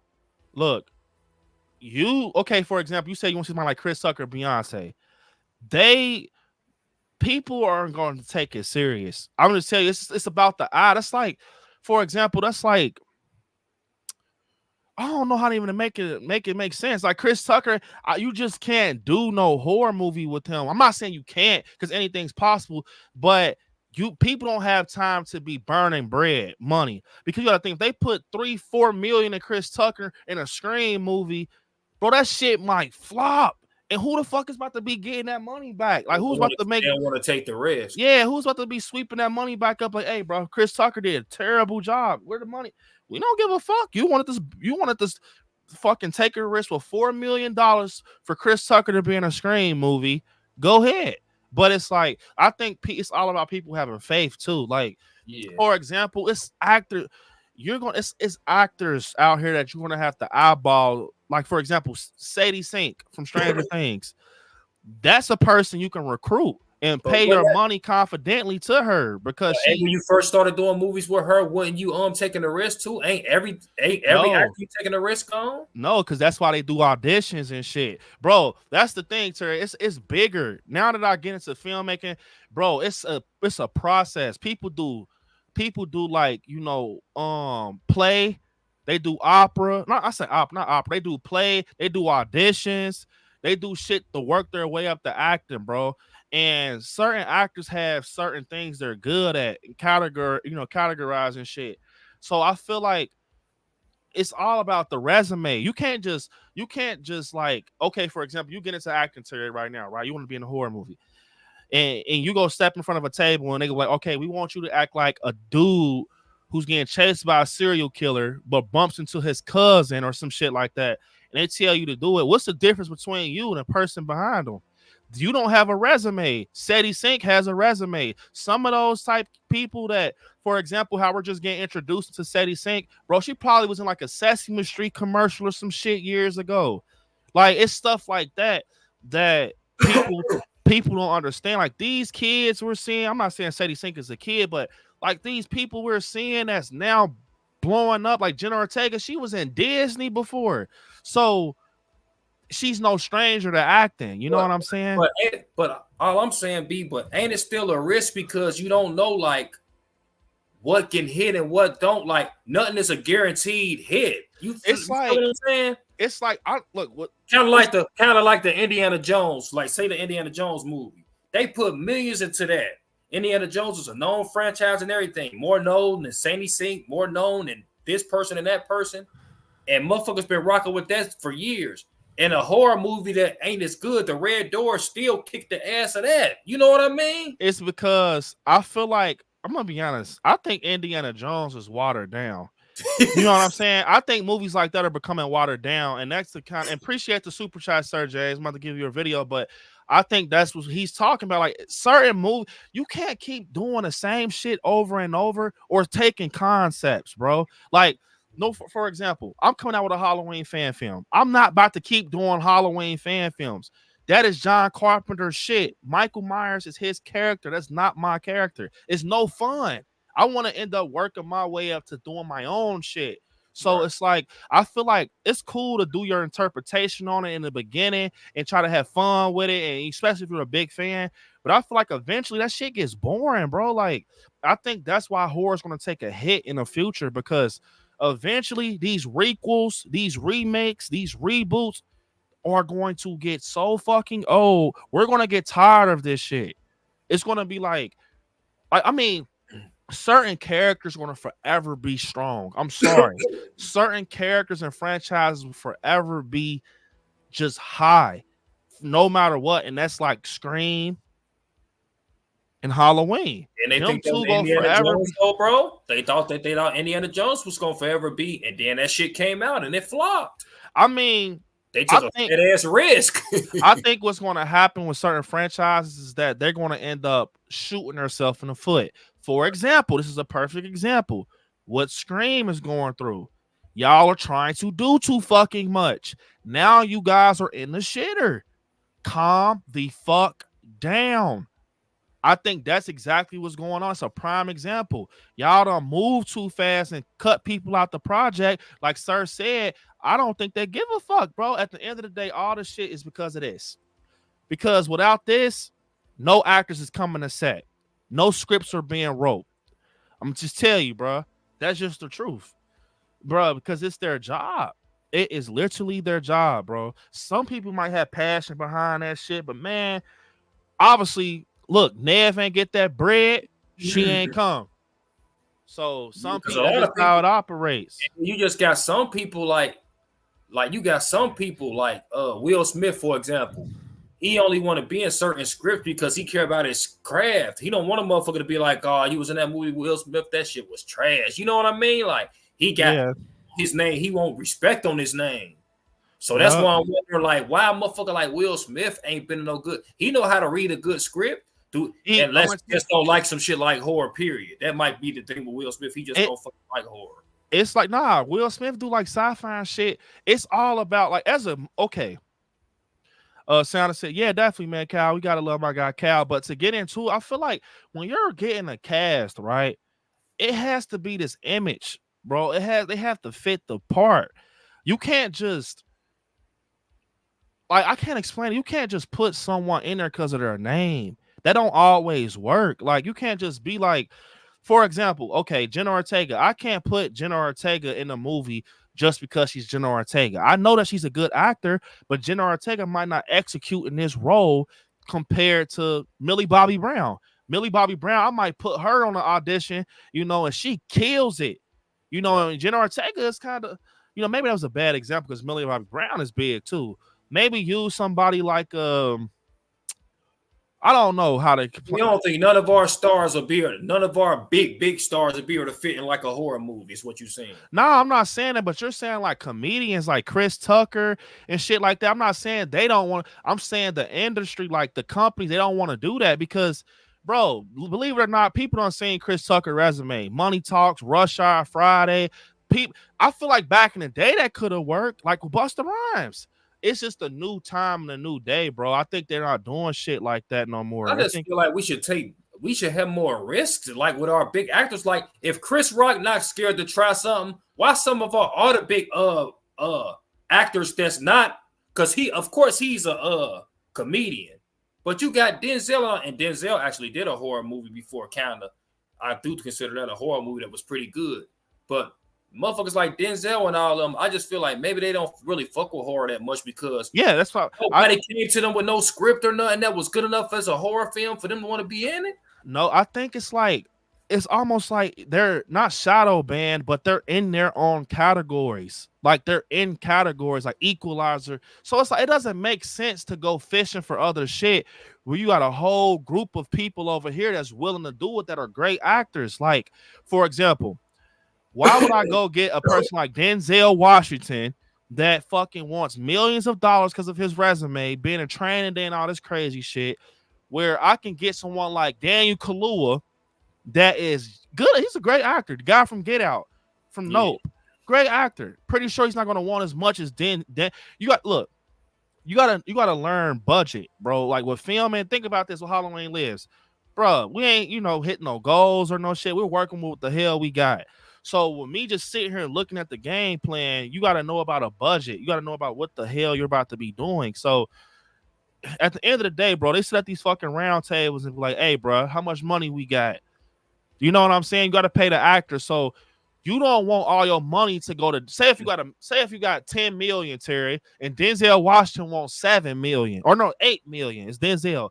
You got 10 million, Denzel wants 8 million. You're going to have to pay Denzel that 8 million with 2 million left for just all the shit you got to do on set, pre-production, all that. Why the fuck would I spend 8 million on Denzel Washington when Daniel Kaluuya wants 2 million and I got 10 million? That will leave me with 8 million to get props, all this shit done and editing. But that's what I'm saying, B. Like, we got all these motherfuckers spending money on like Blood and Honey and The Exorcist Believer, and we didn't need no other Exorcist, and The Equalizer 3, bruh. Motherfucker gonna get tired of The Equalizer 3. Y'all got all this money for all this other stupid shit. It's because why motherfuckers won't use the money to try to take risks and do new shit before we get tired of it? It's because people, it's actually because it's like this. See how your thumb is pointing back at you, but you're pointing at somebody else. Right. I'm not saying you, it's because of us. Right. We're paying the money to sit in them fucking seats, bro. We're paying when Equalizer trailers come on TV and we're like, bro, and motherfucking cha-ching, opening night, cha-ching, cha-ching, cha-ching. That shit's going right back into the production company. So they're like, hey, we're going part 4. That's why so many fucking John Wicks, bro, because it's like. And until they do that shit how they did Indiana Jones, the shit will keep on going that way. Because Indiana Jones motherfucker said, we don't want to see that shit no more. Shit just, man, certain stuff gets old. And I feel like at the end of the day, bro, to be honest, eventually horror is going to take a hit if original shit doesn't start coming out. You cannot keep making Scream movies. I'm sorry. That's why, bro, why you think the motives and shit starting to be similar? It's a revenge story. It's always someone you know. Like, it's cool and all right now, but eventually when you're on like Scream 15, it's like, bruh. I just thought that was fresh to see Samuel Jackson and fucking Chris Rock in a Saw movie. But you see how that flopped though. I'm not gonna lie, compared to Saw 10, Saw 10 did better than Spiral. But and look, Spiral didn't have a big name in it. Because of this world though. Because the world just like don't like new shit. Like, and then when we start getting all this old shit and recycle shit, then motherfuckers complain. So is the world on this side or is they on the other side? Yeah, that's the part right there. That's when the shit gets blurry, when it's like for example, Sir James said watch Killers of the Flower Moon, Oppenheimer, Godzilla -1. these movies I know for a fact got big ass budgets, bro. Like Godzilla, but it's like everybody's not a fan of Godzilla. Like I'm not saying it doesn't have a following because Godzilla has a following, but you put a Godzilla movie in theaters next to Michael Myers, which one you think is going to be sold out? Yep. You see, that's the world. You put a Godzilla movie in the theaters next to Michael Myers showing in the next auditorium, Halloween Reborn or some shit. Watch what sells out. Maybe Godzilla's going to gross more in the end. I don't know. But watch what sells out. It's because of us, what people like and people have interest in. But I'm not saying Godzilla's not, you know. Prime example, B. I know B know where I'm coming from, but to bring it full circle, I just feel like we should take more risk with horror. Like, and motherfuckers should quit start paying these motherfuckers like Beyonce and Taylor Swift. If you flop, you flop. Or we gonna get what we got when we watch the game and the game and awards. We gonna get all these robot games and all this same shit and all this shit. We don't want that same shit to start happening with movies. Start trying to do some new shit. We don't want that's why I said like over and over and over, man. That's why I said like, okay, first off, Sir James, appreciate the super chat, bro. And yeah, I'm gonna have to check out Godzilla -1. All I'm saying, B, is you just never know what'll work until you try it, man. I understand not everything gonna work, but there's nothing wrong with having. I feel like because motherfuckers that say it's cringe until it ain't cringe.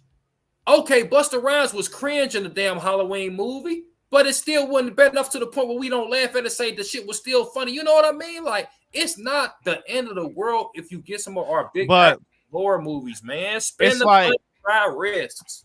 It's like, for example, though, you got to think of it like this. That's what I'm trying to tell you. It's all about money at the end of the day. How much money did Halloween Resurrection make compared to Halloween Ends? You know what I'm saying? Like, or some shit like that. Yeah, that's what I'm saying. It ain't worth it. It ain't worth the risk because they losing money. Yeah, but they about to use more money on the fucking another Halloween movie. But it's like I understand why you think like this here, because you are like the audience. You're not you're not thinking of like as a director or a team. Like, bro, if I wouldn't look, if I had $100 to my name, if I had $100 to my name and I had to come home with a full course meal for my family, I'm not fucking going to Japanese steakhouse, hibachi rice, chicken, and steak, fucking octopus with a cup of wine. I'm taking my ass to McDonald's or Little Caesars to get some pizza, a soda from the corner store, and some chips to save the rest of that money, if that makes sense. So it's like they're thinking like, bro, I'm not about to put my fucking money on Beyonce Knowles when I can get a Millie Bobby Brown that is going to kill that shit with a big following, or a Jenna Ortega, because fucking Beyonce is huge. Taylor Swift is huge. Yeah, so yeah, bro. They're not going to do that. Yeah, but they get the Millie Bobby Thornton and all that, and then make a fucked up ass script, or end up firing her because she said some shit that they didn't agree with, and then still fuck the shit up. I'm not gonna lie, this shit that happened with Melissa Barrero, that's like one in a lifetime. That Spyglass just on bullshit, bro. Like that's them. But to answer your question, the reason they don't do shit like that is because of it's too many films with big names that are dog shit. I'm just being honest. Like that Beyonce movie Obsessed, that's cool it was good for the time being with her. It was like good, you know, our moms and shit liked it and everything. But now,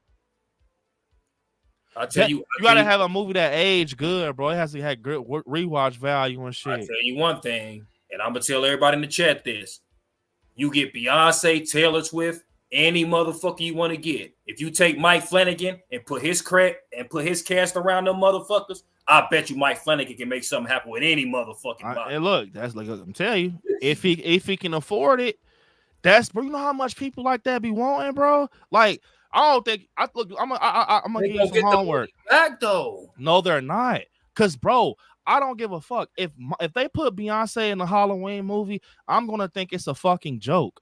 Like it's just because it's like I don't know. Yeah, like, you got motherfuckers like Beyonce. You got to use them with some original shit. You can't. Original. Yeah, I'm not saying, but like if you put them in, of course they're gonna look like a joke. But But if you put him in some original shit and surround him with some original shit, like some shit that Mike Flanagan to do, it's different. Yeah, she gonna look like a joke and like some Freddy Krueger, some shit like that. But even Kelly Rowland wasn't all that cringe. Kelly Rowland was a part of Beyonce and them. I think some like in today's you can't trust those type of moves with like big names like that, because at the end of the day, it's like people know why you're doing that. Like if you put, like for example, Jenna Ortega was the face of Scream 6. Right. Tara, I love Tara Carpenter. She was good. She wasn't better than Sam though. But Jenna Ortega as a celebrity is bigger. Jenna Ortega is bigger than Melissa Barrera as a celebrity. She's way bigger than her. But Sam is actually the better character in the film.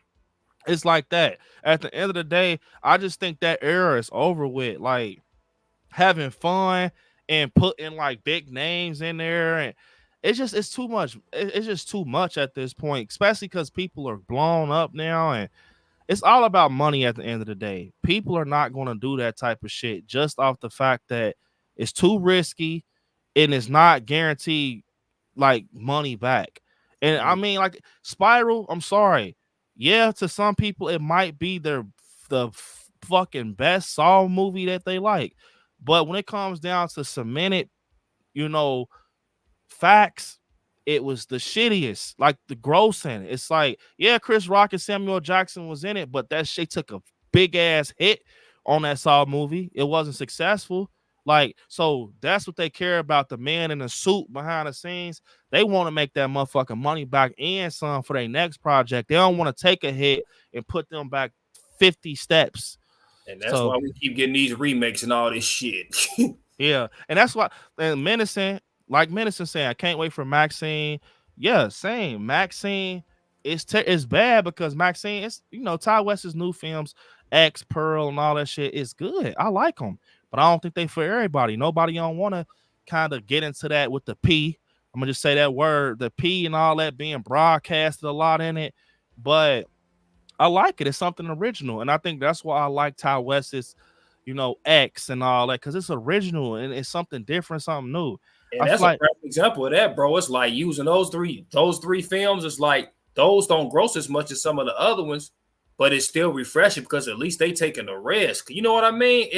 They could have easily said we ain't making Maxine because Pearl didn't do like extraordinary numbers like Smile and some of these other ones and shit like that, but they still kept it going. Yeah. Yup.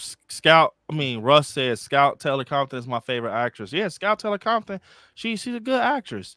Sir James, like I missed on the road, said it's all about the script and the director, how much they're going to make on the back. Yeah, that's it. Yeah, that's exactly what it is. It's all about, like I was telling you, Terry, it's like for Halloween Lives, I have certain characters that fit certain parts. Literally, and as you see, for example, you've been saying like on the scene, like I see why you picked this for that role, or because like even though some people that got stuff probably can't return back for the next one if I do one, it's like it kind of shitty because they're such a good actor, and it's like, but I wouldn't feel this way about their acting if I would have never seen what happened with them. You know what I'm saying? Like it's almost like it's meant to be. Just leave them there. So I feel like, to touch on what Sir James said, it's like if the script doesn't match the character and the like the picturing, like you ever heard of that saying, like no one could have played that role but that person. That role was made for that person. That's Will Smith. Will Smith can, if you do an original horror movie with Will Smith, the way he be looking in what's the movie where he got them fucking crazy zombie ass things? What's it? They got a part 2 coming out. You talking about I Am Legend, but yeah, Will Smith got the look and all that, the way he be looking scared and all that shit, man, you can put fucking Will Smith in a fucking horror movie. But like it's like what Sir James said. If I'm reading a script, if I'm reading my script and I have this character and his name is John, and I picture John a certain way in my head, I'm going to be looking through actors that gives me that vibe. So if Will Smith doesn't give me that vibe, like he is not a John. You can't go with him because it might be a big name and you might say, hey, I want Will to play John. But you go on a theater and this movie is edited And motherfuckers feel like John is not believable because Will Smith is not invested in a character and he's not in a character's shoes.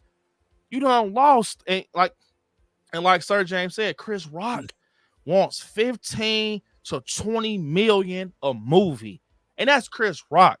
I'm not even trying to talk about Chris Rock, but he is not the biggest comedian. You got Bernie Mac, Chris Tucker. You got motherfuckers that's real big into cinema already, bro. So if he wants 15 to 20 million, think about Will fucking Smith.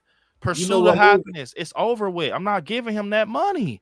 You know a creepy movie Will Smith would be good in if they paid him to put him in a movie. Will Smith would do good in a fucking Silent Hill movie.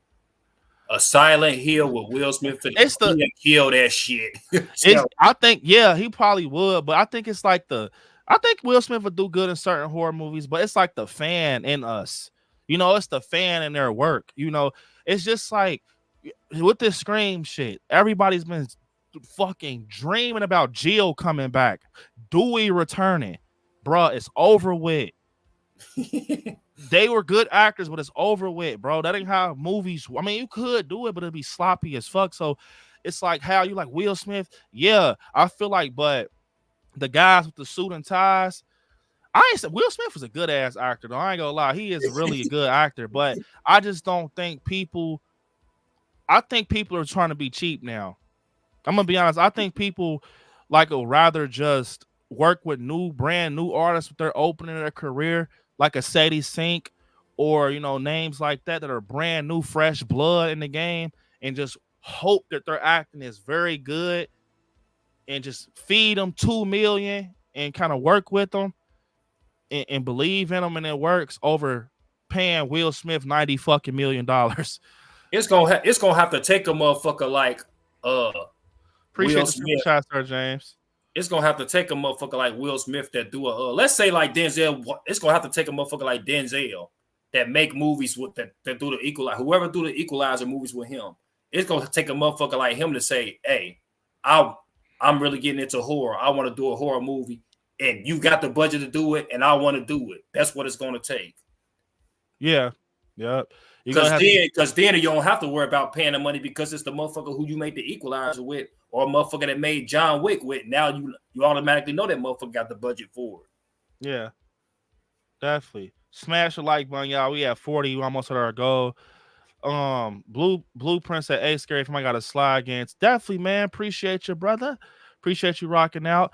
Cal said, "Actors be directing the genre." Yeah, stay in your genre and seats. That's how it is, though. It's like, bro, it's like sports. Like, what is this person known for? Shooting threes? Like, you know what I'm saying? It's like that. Like, what's up, Gina? What's up? Welcome to the stream. Samuel Jackson been in everything. Samuel Jackson just don't stick with no one genre. He in Marvel. He in hood movies. Everything. Money, bro. I'm telling you, it's that bread. That's what it is. That money. Some of like, that Mrs. Marvel shit just flopped, and Samuel Jackson was in that motherfucker like it ain't nothing. Right. So that's another thing, bro, directors and companies do. If we just seen Samuel Jackson in Spiral, right, and this movie took a fucking hit, why would I go and get him? And I just seen how he does in the horror movie, and it wasn't his fault the movie. Yeah, because he wasn't the main one. It was Chris Rock, old corny ass jokes. That just scares Chris Rock did it. Sir James said this Godzilla's from, I know it's from Japan, not US. That's why it's better. Yeah, and that is what I've been hearing. I've heard it's good because we got Godzilla. Look, I'm gonna say this. We got Godzilla, what is it? X Kong come out next year. I'm ready for it. Godzilla vs. Kong is cool. But I feel like Sir James said, Japan, that's their baby, Godzilla. No one will ever be able to do a Godzilla better than them. Because that's where it starts at with them. So and if that's just my opinion. Much, that shit gonna run dry too if they play shit out too much. Yeah, definitely. Yeah, guys, no spam in the chat, man. That shit makes it. I'm gonna tell you. I mean, just appreciate the super chat, sir. I appreciate it. Look, when y'all spam the chat, it makes people either leave the streams because they're just like annoying, or it makes me hard to look at other comments because I keep seeing the same names. I'm just being honest. It's like,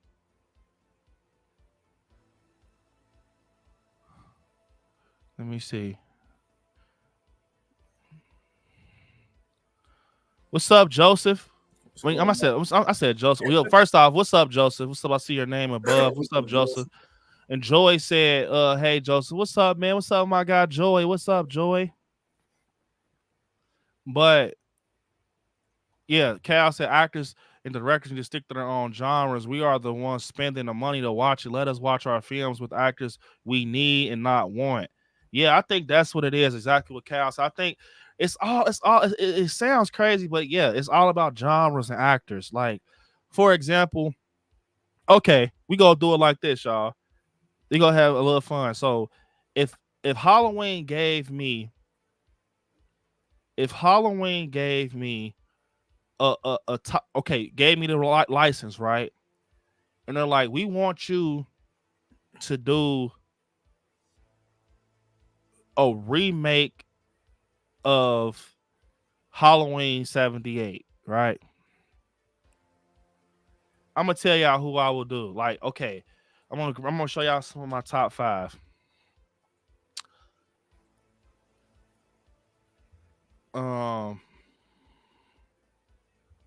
Let me see, y'all. 1 second.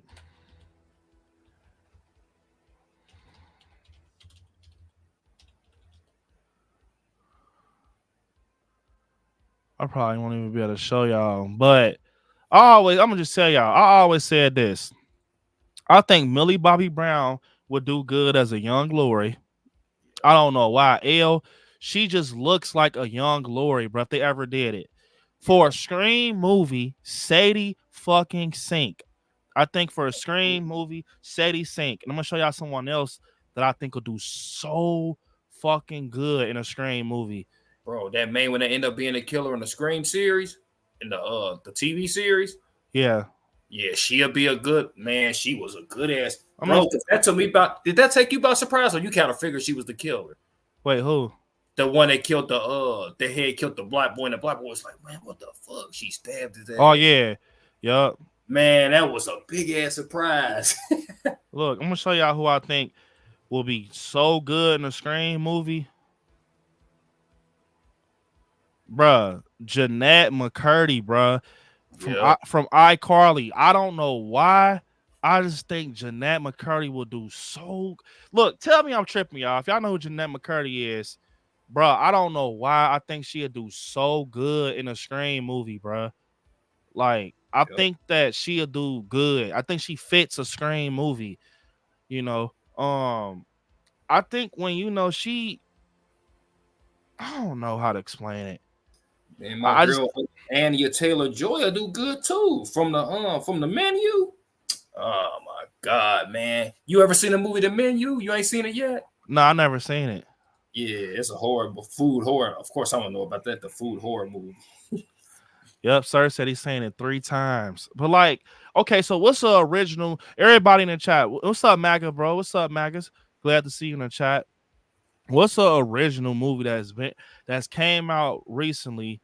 You think that's good? Like just the original, nothing that's requel or a direct sequel or no shit, no remake. What's the film you think that is? I'm a cheat and say Thanksgiving. Shit, original.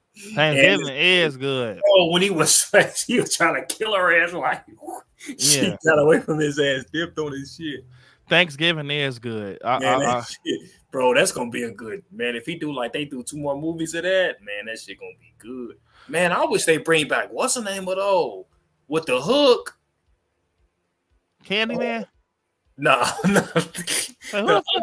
Don't what's the name of got a hook? Oh, you talking about Summer? Yeah, I know what you did last summer. I'm pretty sure they'll do some shit like that. I know what you did last summer. Yeah, I hope they bring that back. Yeah, bring back Hellfest too. Hellfest was good. Let me see. And something else I want to say, y'all. Tuesday, we will be live for Scary at Night. Continuing the horror convo. Scary at Night, 9 p.m. Eastern Standard Time. Go get into some more horror. But I think something that's original that I've been liking and watching when I first seen it, I like the Black Phone. Yeah. The Black Phone was good. Like that whole, it's like he's almost in the, I think he's almost in like that bracket with like a Candyman. Like he's like that myth of the town and shit. and he was scary. You know, I know it's kind of a child. You know, I don't want to get into that, but it was good though. It was a good original story. Ethan Hawke. You know, I'm talking about stuff like that, and think about Pearl, all that shit. Mia Goth. I'm like, bro, that shit, that whole segment is crazy, bro. Yeah. Yup. I mean, The Conjuring is original. Yep. You think about The Conjuring is original for real. Like, I mean, yeah, it's based on real life events, but the Insidious series original. I feel like shit like Halloween 2018 is not original. Don't Breathe is original. That's Don't Breathe is original. Crazy. Some of them though are terrible, right? I'm not gonna lie. Like, and I think, to be honest, the thing with us as horror fans, and it's nothing wrong with it until you kind of OD on it. Some people just want to see the same. How many times do y'all want to see fucking Ghostface?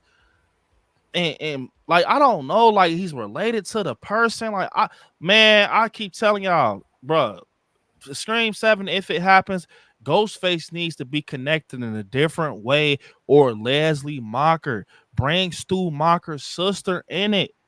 I think, bro, just do something different, bro. Like, and man, that's the thing, bro. When movies like when Evil Alerts come out, you could be talking about it on the stream. Motherfuckers don't even want to hear about it. They just want to hear about Scream and this and that. They'll be like, bruh, it's a good ass movie, and you don't even want to listen to it or hear about it. Like, that's because people they just be so addicted. Like, but it's like eventually it's gonna end bad for you, bro. Because I don't know how to explain it. It's just gonna end bad for you if you're so addicted to like a series that's like keep going and going and going.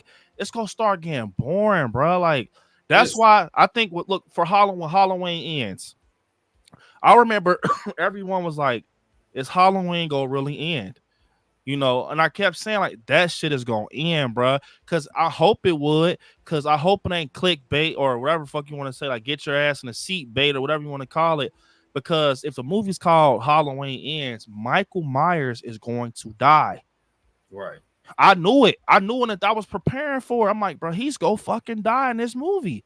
Michael Myers is gonna die, bro. The movie's called Halloween Ends. And Kills, that was different. We ain't know what the fuck was gonna happen. 2018, we ain't know what the fuck was gonna happen.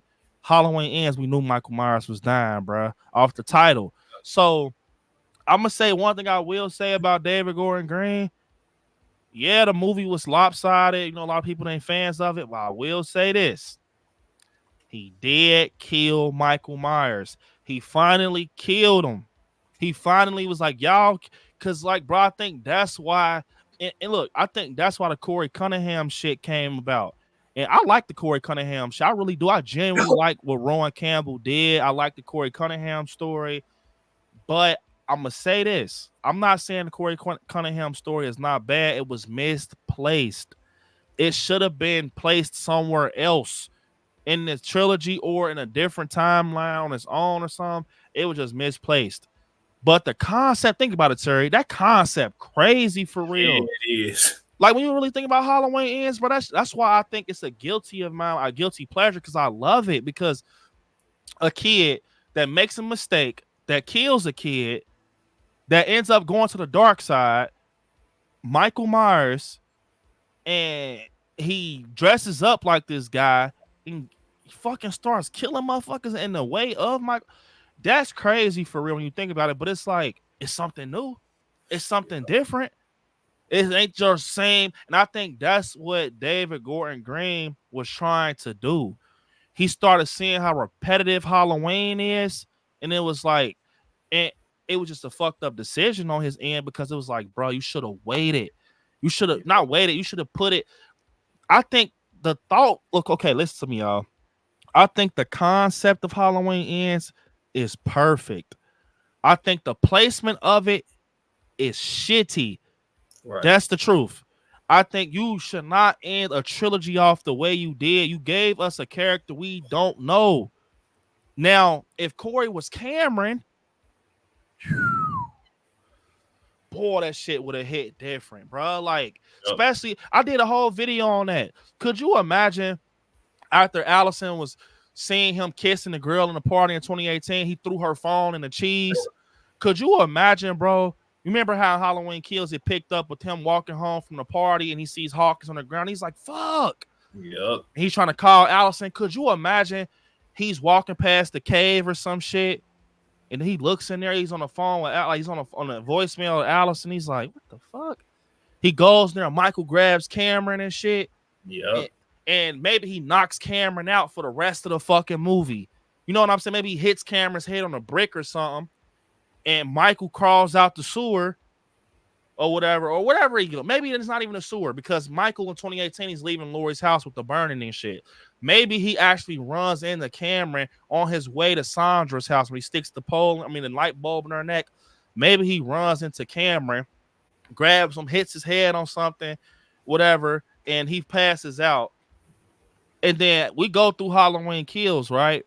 And then Ian picks up with, he kind of rubs his head like, the fuck? Head busted. And then we remember like, damn, Michael did fuck him up in the beginning, didn't he?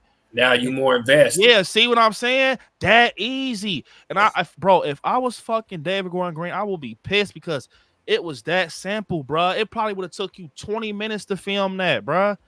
It just showed Michael hitting his head on some shit, do the little choke up close. Bro, and you didn't have to kill Corey off. Yes, bro. It would have, and then you could have used that as the TV series shit or something. Yes, it would have made sense, bro. I feel like, to be honest, it would have just made sense because think of it like this: if he gets his head knocked, he can't remember too much shit. All that verbal dialogue he had with Allison, saying like, "Did Michael?" He said, "Why did Michael let you go?" Still keep that. Because he still had this situation with Michael Myers, bro. And then through the movie, as we see him getting darker and darker, we like, oh my fuck. You know what I'm saying? He gets the mask. Every key point would have just hit harder, bro. Him putting the mask on, him fucking in the junkyard. Because we know this character, bro. Yeah. We know he was rocking with Allison since the beginning. So yeah. It would have just, that's what I'm saying. Shit like that, bro. That was original, though. That was different. And guess what, bro? The motherfuckers that made all them bad decisions gave them all that fucking money, man. Yup. Just be taking money and wasting money, man. It's crazy because I heard rumors, and I don't know how true this is. And if it's true, it's kind of fucked up. Bro, people said that David Gordon Green wanted to originally do a Christine reboot or a sequel. And I think that Stephen King or some shit or something happened with something I heard. I don't know how true it is, so take it with a grain of salt. It ain't confirmed, so just take it with, with just a speculation. A rumor. But they said like, nah, we not letting you touch Christine. So it almost seems like, damn, if David Gordon Green want to do Christine so bad that he put it in Halloween Ends. Because if you think about it, Christine is Halloween Ends, bro. Corey Cunningham is Arnie Cunningham, bro. Him getting bullied. The car is Michael Myers. He's like fueling up darkness and shit. You know what? Like, damn. B, and it's something that I miss. We need like the Michael Jacksons and all them back that weren't scared to take risks, that had guts to make thriller videos and stuff like that. A motherfucker tell them, "Oh, don't do that, motherfucker. I'm doing it anyway. Oh, they ain't gonna want that. I'm gonna do it, take a risk and do this anyway." Them the type of Stephen Kings, we need them type of motherfuckers back, man. Yeah, I mean, especially when you got yeah, Cal, I can't wait for Black Phone too. Seriously, they said the cast is coming back, but I mean, that's when you start getting movies like Jordan Peele's Nope. Yeah, think of how much fucking money he lost with that one. Yeah, he went, but think of how much they promoted Nope, bro. Think of how big Nope was. Man, you know how they messed that up. They did a stupid ass decision they tricked the crowd, had us thinking it was this and that. Then we get our butts in the seats. Man, wasn't even a real alien and shit like that. Like, he fucked that up. It's like you just in the going watching and shit like that. And it's like, come on, man. Sir James said Oppenheimer and Killers of the Flower Moon, both true stories, amazing cinema. What stories are they based on? I mean, they're probably a spoiler, so never mind. But I'm gonna have to watch them. I've been here, especially long, Sir James. I think both of them. That's like a 6-hour watch if you can watch. I heard Killer Clown. I said Killer Clowns. I heard Killer of the Flower Moon. I heard that shit. That was long as fuck. Someone told me that was long. I Bro, forgot. Prime example be of originality. What was the most original game we seen at the Gaming Awards? That shit with Jordan Peele. With Jordan Peele and them, that shit is original. But that's because, first off, I want to say appreciate the super chat, sir. Matter of fact, I'm gonna give my guy a video because I don't like doing them occasionally because YouTube be on some bull. But let me see what I got for him. I'm gonna give him some Michael. Appreciate it, sir. Time, Michael. Oh hell no! But appreciate it, Sir James. But yeah, I feel like, you know, I don't know, nothing is just original for real no more. Like, it's hard. It's like it's easier to pick off someone else's piece of chicken and make it better. You know what I'm saying? If that makes sense, it's easier. But imagine that, cause bro, just think about this. Imagine how many motherfuckers be losing money in the gaming industry. They lose it just as much. The gaming industry is big as anybody. To say that, you said Jordan Peele. I was thinking about what you said. You said Jordan Peele, like the most original game he sent at the awards was The Odd, done by Kojima and Jordan Peele. But think about it. Look who they got attached to it. Someone that's original. Jordan Peele. All his projects he had recently. Us.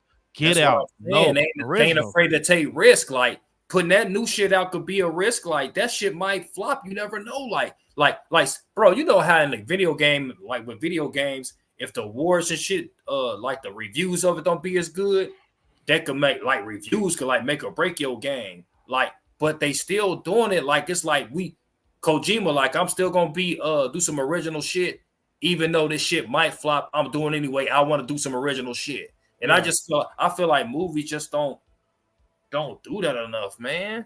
And when they do that, we'll sit here and talk about it, and the motherfuckers won't tune in because we don't want to hear about no fucking The Good Son and shit like that. You know what I mean? Yeah. Cal said David Gordon Green actually killed Michael Myers, you guys, but at what cost?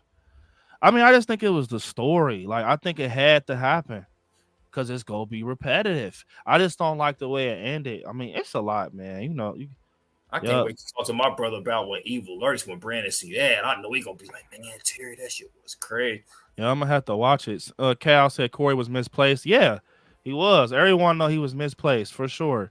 Aubrey said I would like Talking Halloween Ends if it was the middle movie, not the end. Yeah, I think the middle. Perfectly said. I think if it was the middle, it just wasn't a good ending. What's up, Samuel? Samuel Stokes said the menu was a good one. The Hunt was a cool one.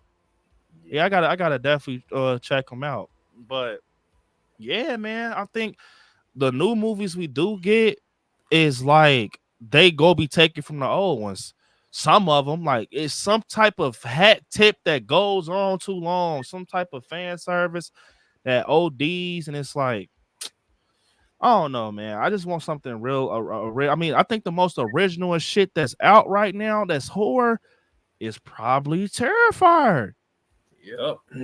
That's why I like Terrifier, bro. Art the Clown. Terrifier 2, bro. Like, when you look at that, you can't compare that to shit for real. Like Lauren Lavera, bro, she's a final girl with a fucking costume on. Right. Fucking Wonder Woman looking ass costume with the fucking wings in the back, bro. You don't see that nowhere. The character Elliot, bro, motherfucking gets shot through the wind. Look, this is why I'm gonna say this before we end off. The reason I like Art the Clown so much, and he's top 3 for me as a slasher, when I first seen this motherfucker, bro, we always see this. We always see this. Bro, this motherfucker Art the Clown is doing this. Yeah. And this, bro. He's fucking going crazy, bro. Like, so when I first seen, and he has like the little mime personality. He's doing all the patty. Bro, that shit is scary, bro. And he doesn't talk. That's why when I first seen him. And he pulled that pistol out. Bro, fuck all that. Matter of fact, in Terrifier 2 with the mom, when she wipes off the window and he has the gun, he's like, yep. That's fucking crazy. That's crazy, bro. To me, it's crazy too. Talk to me some crazy shit. Definitely. Joseph. Like, social media is basically like peer pressure and all that. Yep. Joseph said, yeah, man, definitely good night. See you on Tuesday. We about to be wrapping up. That horror movie with Denzel Washington was crazy. That one called Fallen. Fallen was some crazy shit. I Man, never seen that. motherfuckers know how to take horror movies and turn the songs into creepy ass songs, man. You could take when you got a horror genre, you could turn any song into some creepy shit, man. Yep. That motherfucker singing that time is on my side. Creepy ass song, man. He said, Washington, like, what the fuck? What the Russell said that can't let me see one second. He said that can't sleep on Talk to Me either. Man, I like Talk to Me, man. I genuinely like Talk to Me, bro. It's such a good film. Like the whole concept of that shit is scary, bro. Like with the hand and everything, I fucks with it. And the ending was crazy. Rosalia. Shout out to Rosalia. Rosalia. Man, motherfuckers' eyes turning black and shit. That shit was crazy. I just want originality because the main reason we was watching the Gaming Awards is because, like B said, too much robot shit and shit. Not enough originality. Like, show us something different. Like, what's up, Horror's Life? What's up, my guy, man? What's up? Motherfuckers got all this money in the world and you making blood and honey movies. Like, come on, bro. I ain't gonna lie. That's why. Think about it. The movies that we got this year. Okay, for example. Oh, what am I tripping on? No, Black Phone is not my favorite original. It is not, bro. Y'all might kill me for this. This year, like one of my favorite originals, bro, is Megan. Bro, I don't give up. Yes, Megan. I'm sorry, y'all can say what the fuck y'all want. Megan is a good original, bro. Yes, PG, but man, that bro, just the fact they came up with that AI ass story and she's like big time for real. Like Megan blew up. I love Megan, bro. Like only thing motherfuckers say about Megan is it ain't have enough gore. That's the only thing you can say. I liked it, bro. The song with her singing with the little kid by the bed, and I'm like, it just felt authentic, bro. The storyline, the actors. People wanted to compare her to Chucky so bad, bro. Yeah, only thing you could say with Megan when it comes to Chucky is that they're both dolls. She doesn't even curse. Right. You know what I'm saying? You think about it. If you're saying Megan is like Chucky, you're just saying it because she's a doll, bro. Megan doesn't even use profanity. Yep. She was just different. She was scarier. She was a basic doll. You know what I'm saying? She's just more lifelike. But yeah, I like Megan. And you can argue that she really ain't start fucking up to that motherfucking dog bit her ass because she was all good at first. Bro, that part too when she was like, you should probably run, and she throws his ear. I'm like, bro. And she starts running on all fours. That shit was scary for real. I mean, it was PG, but I didn't kill anybody. You did. Yeah, my motherfuckers and shit. My top 3 original movies for real right now is probably Megan, Thanksgiving, and Talk to Me. Yeah, Talk to Me.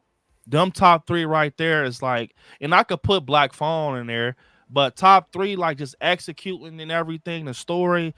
Them 3 right there. Them the ones that I feel like later in life they're gonna have rewatch value. You're gonna be able to how we pick up like a movie and put it on TV. I think you're gonna be able to pick up Megan and like this was a fun one, man. Show the kids or something like. So did Megan like get like major box office money?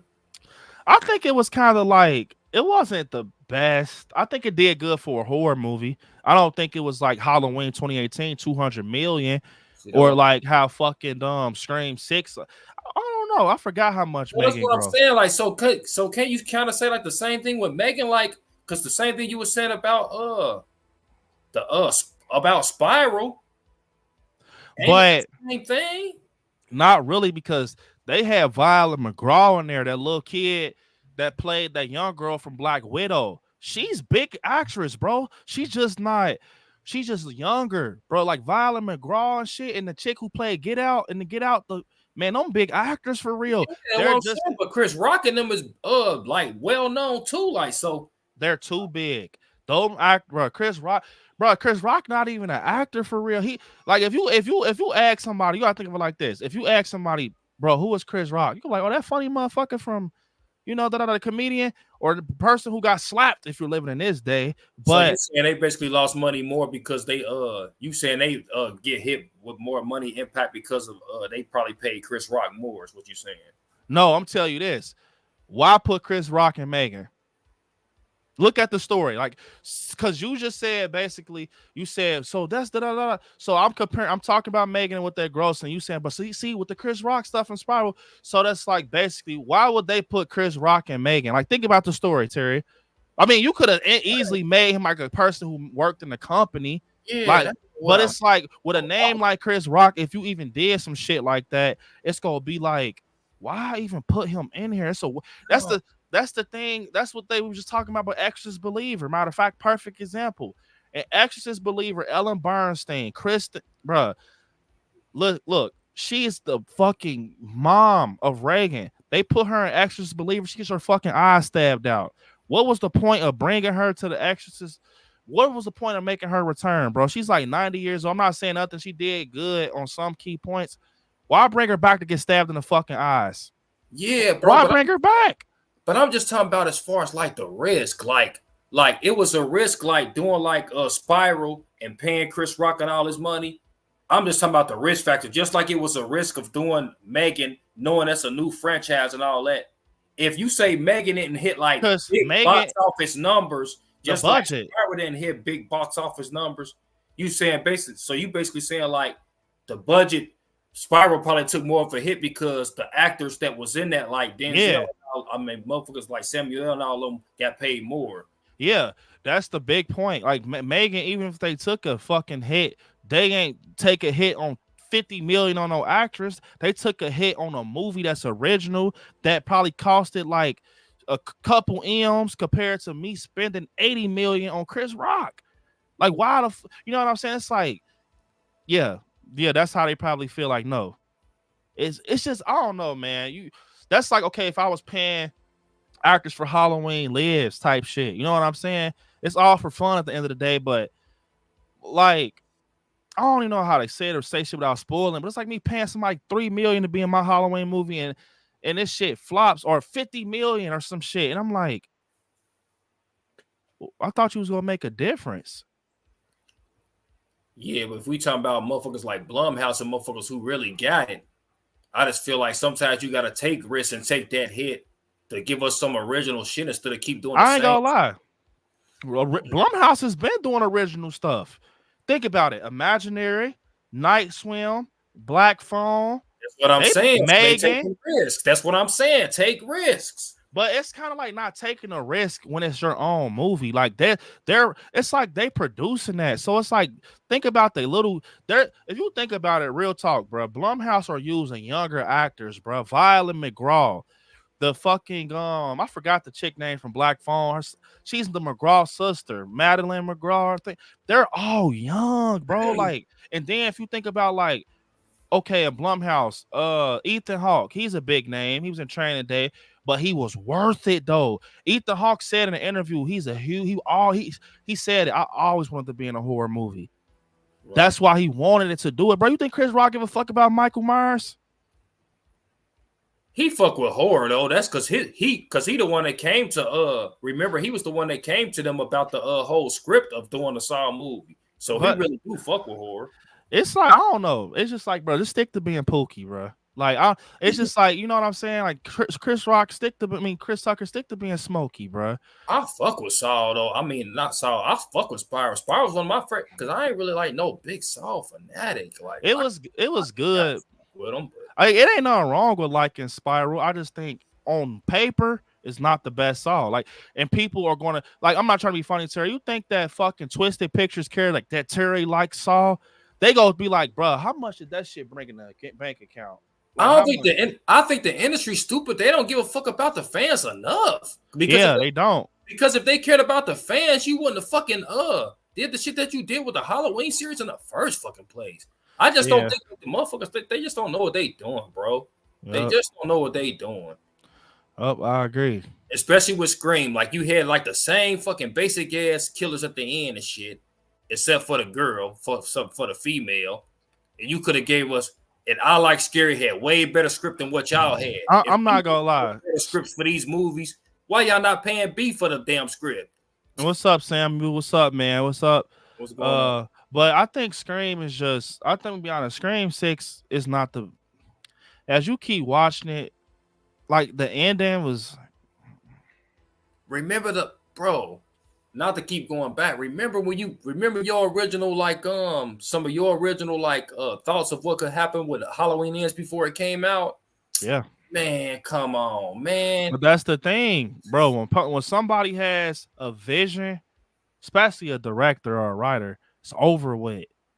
Like if you got a vision for something and you want to bring it to life, it's gonna be hard to have someone alternate and fix your vision or change it, or you know what I'm saying. So I think at the end of the day, David Gordon Green has this specific vision, and I've watched plenty of interviews with him.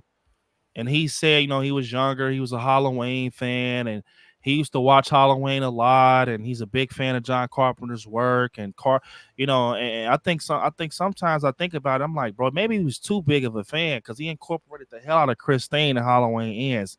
So I feel like at the end of the day, he had this vision. But before that vision, he actually had a different vision. It just didn't work due to the pandemic. But he had a vision with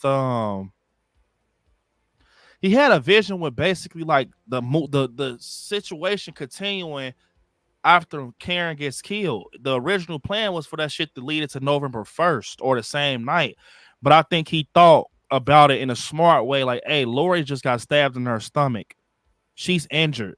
So if we're going to do this final battle thing, in all reality, Michael's going to ragdoll her ass around. And she's an older lady with the stomach wound. Michael's going to fuck her up, bro. You saw what he was on when he killed Karen. He just stabbing. Bro, he was going to do Lori bad, bro. So I feel like he kind of just went off of reality, which is kind of shitty. Like Michael gets his ass kicked with poles and knives and gets his ass beat. And we're going to make him weak as shit. And it's going to make sense for Lori to kick his ass. Because think about it. That whole, and we're about to end off, y'all, but that whole plot with like Michael being hurt, bro, that shit was for a reason. And I think it was because of the final battle. They made Michael like this, shaking and shit, weak. So we know when he fights Lori at the end, we know this motherfucker can't even stand up straight. So that's why she's throwing him on the counter and stabbing him down and shit. I feel like if we never seen him do the shit that Corey did to him and all that, we would have been like, all right, why is Michael getting dunked and shit? But in all reality, that's why they were showing us like, hey, he hurt, which I don't like, because why the fuck are you showing Michael Myers be so weak? But I understand the reality. He's a man and he's getting his ass kicked with baseball bats and all that shit. But in all reality, bro, through the trilogy, this motherfucker was the truth. He was, you know, I think in order for that script to work, now that I wrote a script, it's certain shit you're going to have to do to explain a future thing before it can be believable. And I think that's why they made Michael so weak, because they didn't know how to kill him off. I swear that's why they made Michael like that. They didn't know how to defeat him, bro, on paper to make it look believable. They didn't know how to kill Michael Myers off and make him look like he's dead. Because think about it, bro. If Michael Myers was full-blown, moving, you know, like 2018 Michael, bro, he would have killed Allison. He would have killed Lori. He would have killed Hawkins. He would have killed all them, bro. That's what I would have wanted to see. Let's see that. But it's like, think about it. Kicked and slammed and shit. I'm not saying. Nobody want to see their superhero get slammed, man. I'm not saying kill Michael, but think about it. If Michael would have survived, you would have had to make another movie until it's a complete definitive ending. I'm not saying I like the way he died, because I didn't. I just think if the ending was more compact and believable, I just think the ending was kind of raw. I don't want to get into it because it's a fucking rabbit hole, but I just think the ending was just too, like, they're at the round table and they're like, how are we going to fucking kill him? Hey, you know, Danny, do you have an idea? Hey, David, what's your idea? Hey, Chris, what's going on? Like, man, how are we going to make this graphically looks like he's dead? Like, how are we going to do this? How are we going to kill Michael? How are we going to make the crowd fucking believe that he's dead and gone?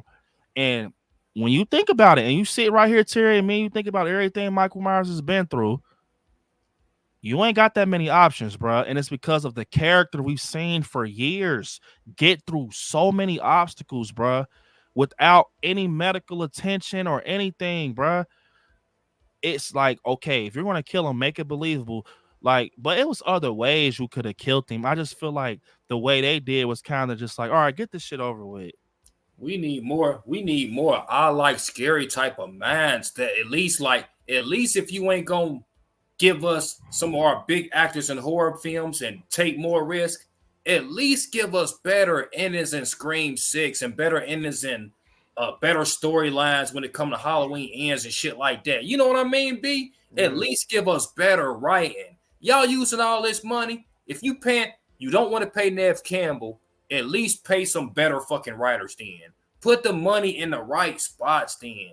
Yeah. You know what I mean, B? That's true. I agree with you. I think some of that shit, like y'all wasting all this money on fucking y'all wasting all this money on fucking like other shit where you could have simply had Nev and rocked out, or Melissa Barrera, bruh.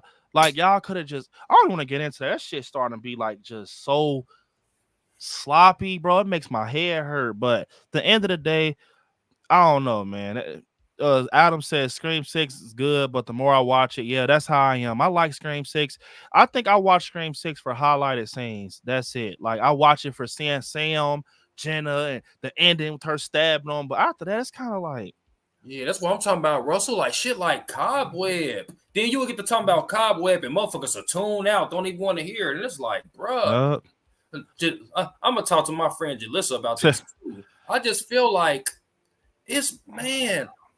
I know B disagree, but I just feel like I don't think it's nothing wrong with having some of our big stars in the horror films. It's only cringe until you do it, man. Sammy said, I can't forget about Cobweb. Also, Jalissa said, my bad, I knocked out, but I'm back. What's up, Jalissa? Sorry, I'm getting tired myself. I think that's all it is, B. I think I just dream too big. But it's like when you get the same time, you start dreaming big because like you get tired of seeing the same shit, man.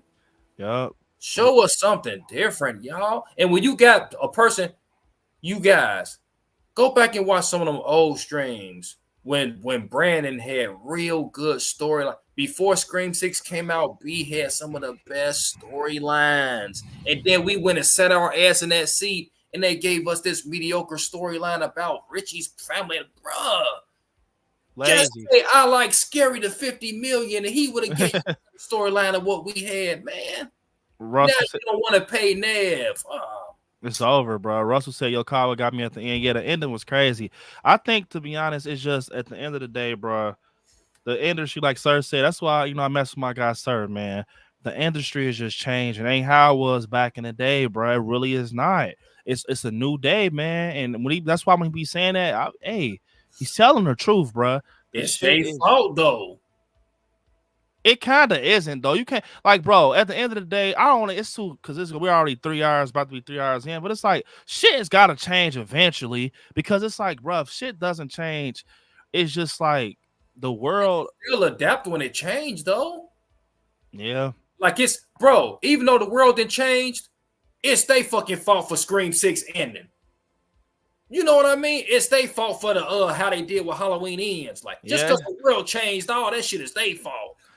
It just be the writers, bro. Like, I mean, I ain't gonna lie. I liked Scream 6. I did. I liked, the character. I did like Quinn. I think Ethan wasn't believable. I think Dermot wasn't believable. I'm not gonna lie, bro. Dermot was probably the shittiest ghost face, bro. Like, I think Dermot was probably the shittiest ghost face, bro. Like, and he's like, I'm Ghostface. Yeah, but sit your old ass down. And then Ethan was like loony, Stu negative 2.0. I'm like, I don't know. Quinn, I would have liked to see her do a little bit more, Liana Liberato, but Adam said, listen, I liked it, but the third act can go. Yeah, it just wasn't. Yes, I like what Adam said. It just wasn't. I don't know. I just didn't like that reveal when Ethan was like, I always wanted the, Tara. And it's like, you're forcing it. Shut up. Like, I just hate shit like that. It's just too Scream 96. Like, come on, let Scream 96. Bro, Scream will be a great fucking thing if you leave the fan service alone. Like, god damn, okay, we know about Stu Macher. We know about Billy Loomis. Like, Leave the shit alone, bro. Bro, look at the Scream TV series. Bro, it's its own thing and it's good as fuck, bro. Like, I want to see some. Jalissa actually sent me a video with these two. It's a real story. It's these two kids, these two boys. They really killed someone. They planted out. They were Scream fans and shit like that. I'm gonna say this to Jalissa. Jalissa, could you imagine a Scream movie really based on that? Like two high school kids, and they're like really, they want to be Ghostface, and they plan that shit out. And they really, not high school, you know, yeah, like high school, like seniors, and they really plan that shit out. And they start killing them. I mean, it's similar to Billy Loomis and Stu, but the way that video was shot, Jalissa sent to me, do some shit like that. That's scary. Like on some strangers. Why are you in my living room? Because you were home. Like, come on, bro. Everything don't gotta have no motive or no connection, bro. Why you can't just make a motherfucking Ghostface be loony? Somebody wants to put on a Ghostface mask just to kill, bro. In the cape because they were just a fan, bro. They just wanted to be the iconic Ghostface. Like, it's a good example of like dreaming big. It's like it ain't even gotta be big, but just like a step up. The reason I dream so big because you get ideas for like, for example, like what B said. Melissa Barrera's mom could have been old girl that played on Dusk Till Dawn. It ain't the greatest name in the world, but she's still a big enough name. Y'all can't even do that. Come on. The reason I picked her because of her resemblance. Though I think she looks like Melissa Barrera. She's still a big name. If you could think of something like that, why can't they get? But you know what it'd be? They probably don't even want to pay her. Yup, and what Adam said is true. That's why I love Jill. Yup, that's why I like Jill. And I feel like Scream, you know, us as fans, sometimes we get overly spoiled with this Stu Macher, Billy Loomis, you know, Kirby, Hayden Prince. We get so spoiled. We for like motherfucker like Jill was really off the shits, bruh. Like that's why she has one of the best performances as Ghostface, bruh. Throwing herself through a table and all she wanted to be is famous. That's scary as fuck, bro. Like I feel like that's why Scream 7 is it's in a tough spot right now. Because, okay, you had this plot going with the Carpenters, right? With Melissa Barrera and Jenna Ortega. And we were invested because it was something new, right? We had a daughter of a killer. It was something new. That's why everyone was like, ooh, this is good. So now that we don't have them no more, now you're back at square one, stuck in a motherfucker. So you don't have no connections. I think that's why Scream 7 is so fucking in a shitter right now, because they're looking for that connection. That's all Scream connection. Where is it, Sydney? That's why they want Nev so bad, bro. Because if they put Nev on the fucking drawing board, she's going to be connected to everybody. Yep. Think about it. It's lazy. They want Sydney because if you put her in the middle, she's connected to everything that's Scream related. Even Jenna Ortega and Jenna Ortega and Sam. So it's like, it's lazy. I want to see them do some shit like I just said. How Jill was just loony, bro. No connection. I want to kill my friend because motherfucker, I wanted to. That is what shit is scary, bro. When it's like, damn, like The Strangers. The Strangers has a good formula, bro. They don't got no motives. Yep. They climb through that window with them axes and shit because they want to kill you. But it's still similar to Scream because they're killers. They're people behind a mask. They're not supernatural. So it's like they need to take some elements from The Strangers and mix it with Scream, bro. Because first off, that'd be scary as fuck. For sure. But it's like I think Scream, they're so obsessed and glued to this like formula, this retro like meta shit. It's like, okay, give it up, bro. Do something else. Cause eventually it's gonna be just getting tiring, bro. Like, how many times are you gonna see that Sydney and Kirby and do something new? Everything doesn't have to be a fucking connection, man. How many times, bro? Ain't that much bloodline in this story, bro. Kirby's fucking Stu's daughter, or come on, bro. It ain't that much connection, bro. Exactly. Eric said, "I'd love to know what's the most troubling scene ever that stays in your mind from a horror movie." Sorry, I'm in and out. I hate my jobs at times. All right, I'm gonna answer this and we can head out. Appreciate the super chat, Eric. The most troubling. My shit is on Talk to Me, boy. The head. Yeah, with Little Man. That was crazy, man.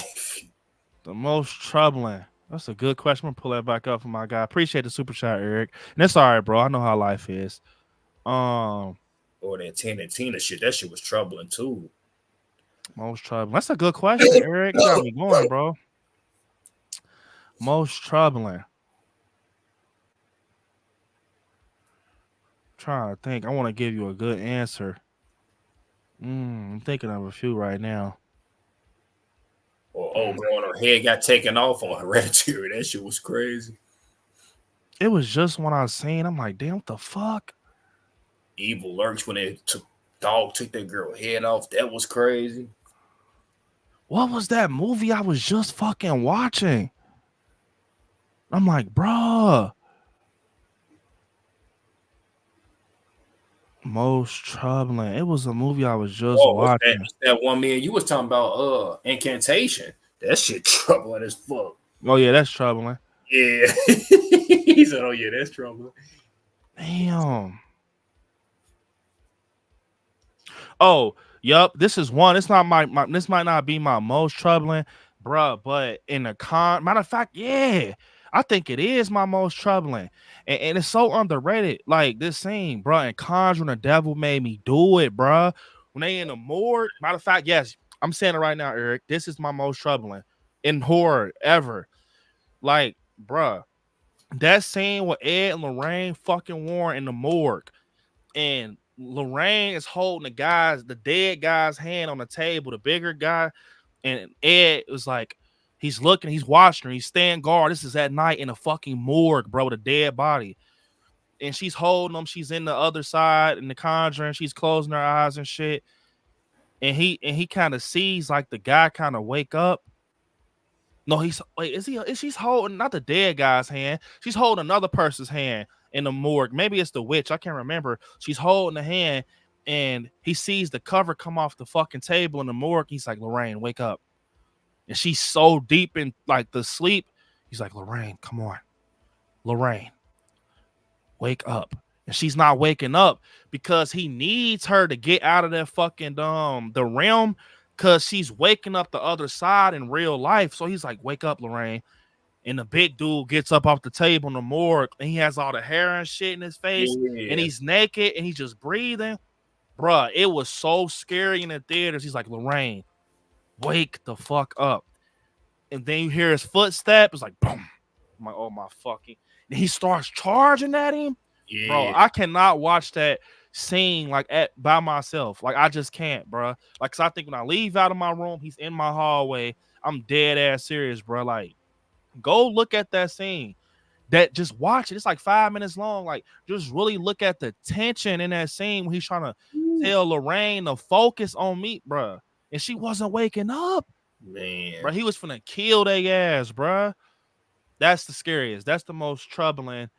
I can't get that out of my mind, bro. My most troubling scene. That shit got me scared right now. That shit on motherfucker on the exorcism of Emily Rose. You ever seen it, Russell? Adam? The exorcism of Emily Rose, when she was they was in that barn and her eyes was glowing. And he said, tell me your name. And she starts saying all the 6 or 7 names. And then when she got to the 5th one, she said, and I ain't gonna say that motherfucking name. And she said, in the flesh, and her eyes was glowing as shit. Man, that fucking shit was scary as hell. I might have to watch that. I watched it a long time ago, but I can't remember. Appreciate the super chat, Eric. 1, 2, 3, 4, 5, 6, 1, 2, 3, 4, bruh. I gotta watch, because I remember watching it a long time ago. I never watched it again. Like, I only watched it once, bro. But, I started glowing. Russell said I'll have to say that scene in Barbarian when a creature gets Justin Long. That was crazy. Yeah. That was a good one. Barbarian. Russell said, you're talking about the girl's brother and Talk to Me. Yup. Yeah, that was crazy. Nah, that one scene was scary too. Matter of fact, bro, I got some. That's a good question, Eric. Big shout out to my guy Eric. But remember in Exorcist Part 3, when they was in that, I don't want to say that's the most troubling. It's the most like disturbing. Like, it makes me get the heebie-jeebies. Like, oh, like, bruh, that part when he's in a chapel and he's talking to the person. You know how it is. Like, this is the wall, and people come in and tell you the trouble in their life, and you can't see their face. Yeah. But the priest was like, "What's your name?" And they said, I think it was like Bill. Yeah, it was like Bill. He's like, the fucking priest was like, he said, okay, Bill, what's the problem? He was like, yeah. him. He was like, what do you want? I killed someone. I'm like, oh my, bro, that whole scene was just, bro, I killed someone. You're like, I so killed much blood. Yeah, and he was like, so much blood. So much blood. And the priest was like, and he was like, I'm like, bro, when I first seen that shit, bro, I remember you told me, you said, bro, watch the Exorcist 3B. Bruh, that fucking part caught me off guard. I'm like, wait, who the fuck was he talking to? And then I find out that motherfucker killed the priest. Man, I'm like, oh yeah, that shit's scary right there. Cause the voice sounds so whoever did that voice acting good as fuck. It might be the Pazuzu, the person who played the Pazuzu, bro, cause the voice the Pazuzu. But when they said they've killed, they was admitting their sins. I'm like, oh yeah. Yeah, that shit was. And the priest was like, it was like so much blood. The priest's face went from to like just listening to the fuck? So much blood. I'm like, yeah, that shit. It's some crazy, it's some fucked up scenes out there, boy. Like that scene is messed up too with the in the original Exorcist when she's in the bed and she's acting like his mom. Yeah, she's talking like he's like, you're not my mom. And then I can't say what she said, but boy, when she say that, I think she said your mama's burnt. I don't want to say I ain't even about to say it, but boy, shit she said when she say that like real quick. Bro, now tell me that ain't no scary shit on Emily Rose. You wake up in the middle of the night and look over and Monty all bent up. Man, you hell no, I ain't fucking room. What's up, Mario? Yeah, Jalissa, I remember saying it is scary. I can't remember it, but I'm tell you a scene that used to fuck me up all the time when I was younger, bro. A scene that really used to get me bad was the Grady twins in The Shining. Come play with us, Danny. Forever, and it does that flash with them being dead, and it's like forever and ever, and I'm like, oh my god. When I was younger. It definitely fucked me up for sure. B, real quick, type it in, look up Emily Rose and Barnyard. Man, that shit look creepy, man. Is it on Tubi or something? I want to watch that now. Let me see. Look it up. Yeah, look at the image and then put it on screen. Bro, that shit creepy, man. She kept saying 1, 2, 3, 4, 5, 6, 1, 2, 3, 4. He was like, tell me your name. She like, and then I guess she was naming all the names of the different demons that was in her. And then she said, and I am in the flesh. That motherfucker was scared. Her eyes was glowing, scary as fuck, bro. Look how crazy she looked. Oh yeah, I could see that. She was like a fucking alien. Man, creepy as fuck, man. Yeah, bro, some creepy shit. Look at me thinking like, I don't know if I want to watch this shit. Hold up. I wonder if Monty seen that before the exorcism of Emily Rose. I'm gonna have to ask her. But I'm gonna have to watch that for sure. Eric said, thanks for answering. Love you guys. Please watch Exorcism of God. He did tell me that Exorcism of God. We're gonna have to do a watch party. I told Eric I'm gonna do a watch party on it. He recommended we watch it. He said walking in the hall carrying a cross. Oh my god. I'm gonna have to check it out, bro. Definitely appreciate it, Eric. I'm gonna do a watch party actually. I'm gonna stick to that. We're gonna do it here soon after Christmas. Because I want to watch it for sure after the shit I seen in that trailer. Adam says Zelda from Pet Sematary is the goat of fucking up childhoods. I agree. He said, you broke my back. Whatever the fuck she said, I'm going to break your back like mine. I'm like, oh, yeah. Man, twisting his neck and shit. Yeah, I'm going to break your back like mine. I'm like, yeah, this shit is crazy. On part 2, he was crazy too. What? On part 2. Oh, yeah, yup, part 2. Oh, what was that song? Huh? Oh, no, not the song that sing that in The Shining when the lady's coming out the shower. That haunted me too. Yeah, the naked woman, and Danny's like, and she's like, ha ha. Oh no, that's not Danny. That's Jack Nicholson, I think, or I forgot, or Shelley Duvall. One of them saying I can't remember, but bro, when she's laughing like ha ha ha ha ha ha ha, I'm like, Man. Yeah, too. When the little girl was looking through the what's name, and she's like, "Let mommy in." Scary as fuck. Yeah, yep, that was scary. Let mommy. She said, "Open up now." Boy, she said that. I'm like, boy, that part was. Shot with the shotgun, like Yeah, he thought he had him one. Flew his ass. That shit is crazy though. He said most disturbing scenes. Damn, it got me think it's a lot of fucked up shit out there that kind of stick with me that make me turn on lights. Yeah, cause that Tina shit, bro. Yeah, Tina is scary too. Oh my goodness, Monty, I can sleep with the lights on, bro. I can. Okay, thanks, Eric, for telling me that. Yep, I'm gonna have to watch it for sure. I'm gonna do a watch party, but I know Monica's fucked up scene. I could speak on her, and her most traumatizing scene was in Insidious when the lipstick demon is behind the demon, like she's like, she hates that shit. Jalissa, I think one of these days it would be cool to watch a documentary together as a watch party. Like, boy, I don't know if people ready for that, Jalissa. Me and Monty watched the Night Stalker documentary. Wait, Jalissa, did I tell you about the Night Stalker documentary? Was I the one who told you about that? You got me here. That shit was creepy as hell. Bro, I ain't gonna lie. When the Night Stalker documentary is the first documentary that fucked me up mentally. Me and Monty had us shutting windows and shit. Yeah. Bro, when they said he was hopping in the windows and shit like that, waking people up. Could you imagine that? I don't want to get too deep into it because some people don't like that shit, but man, he's like one of the lesser ones compared to motherfuckers. I don't want to say their names, but bro, he got into the window, bro. He used to wake people up with hammers. Like, imagine you just sound asleep and motherfucker just do this. You open your eyes, hammer, boom, just walk out the window, kill your ass. Wow. I would not be surprised they base a horror character off of him. I forget the name of this one horror game I played. It was an old horror game, but dude, he was like basically like a painter, painting motherfuckers' blood, and she was killing like strippers and shit like that. It was a crazy ass video game. I forget the name of it. What the hell? Creepy ass painter killer and shit. Russ said, "Don't get me started on Zelda from Pet Cemetery. She gave me nightmares behind the scenes." It was a guy actually. Yup, it was a guy. But yeah, that scene when she's like, "I'm gonna break your back like mine." It was the way she was. I'm like, oh my god, bro. Never get out of bed again. Never. Motherfucker came with them creepy ass stairs. Yep. For sure, Eric, man. I guess the time I got you, bro. Jalissa said, "No, I watched it on my own." But we all talked about it. Yeah, I remember us talking about it, Jalissa. But yeah, man, I think it'll be cool. I don't want to say the name, but it's a series out on Netflix.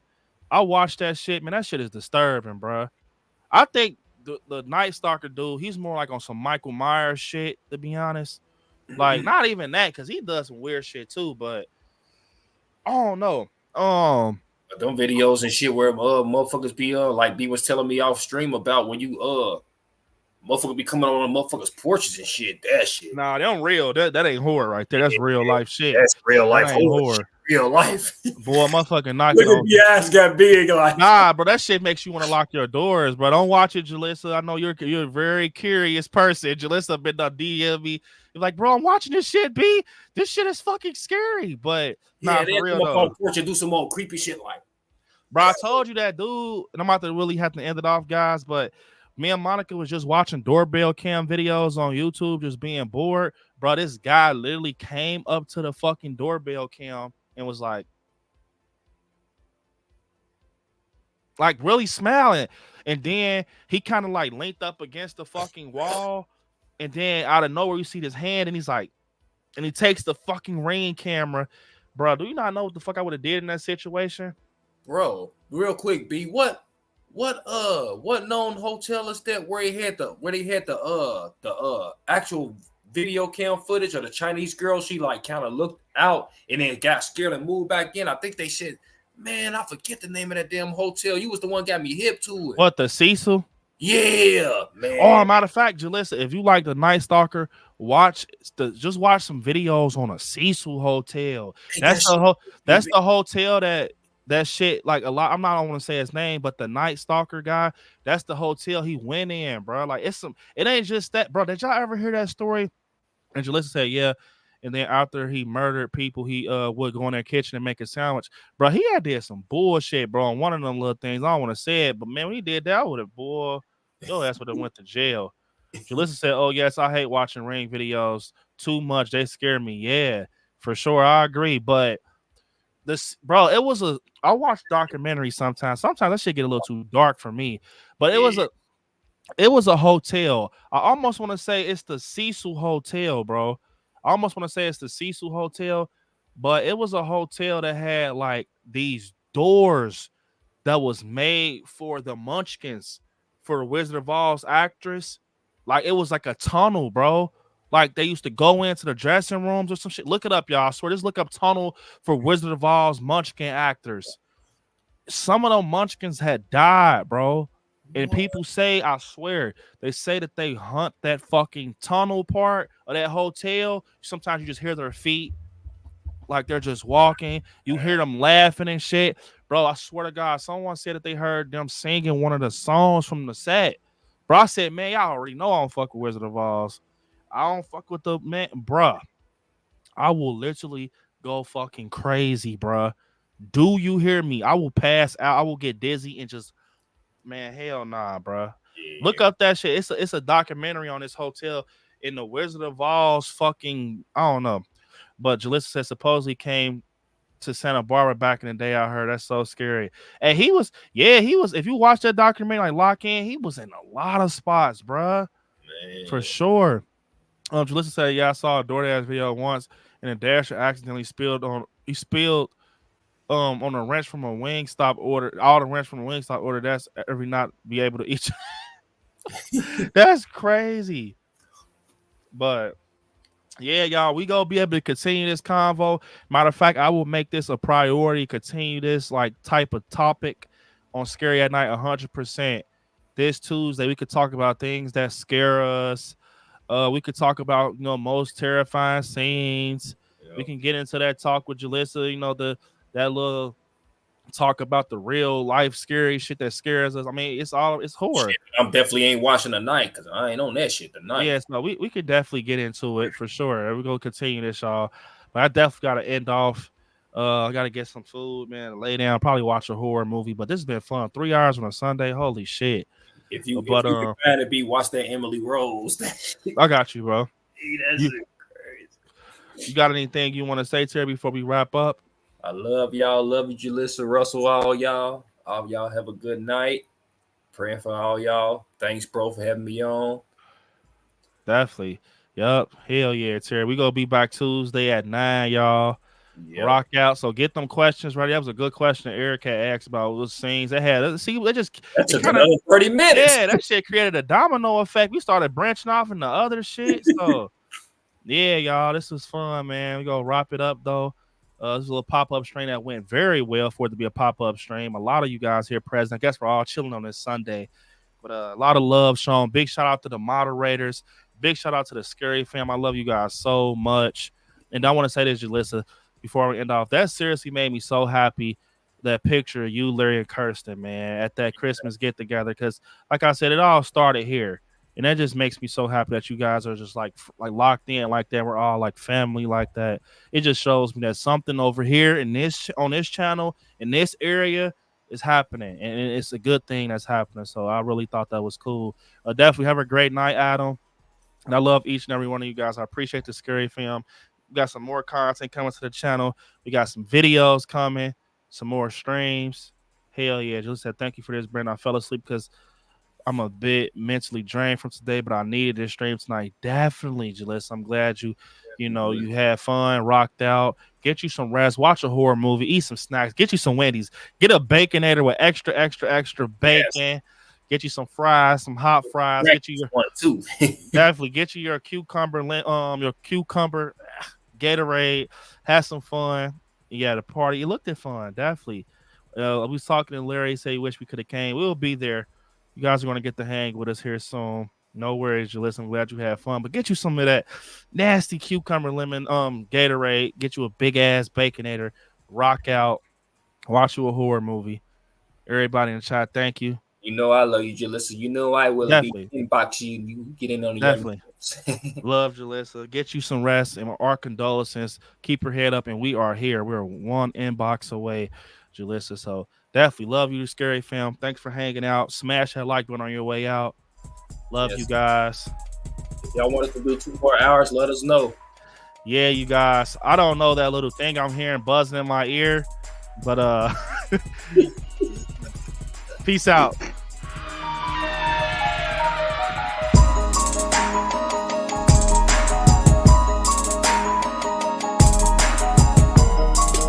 Good guy.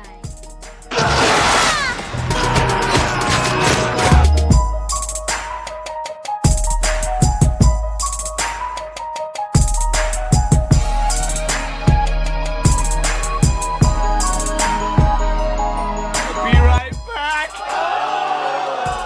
What's the boogeyman?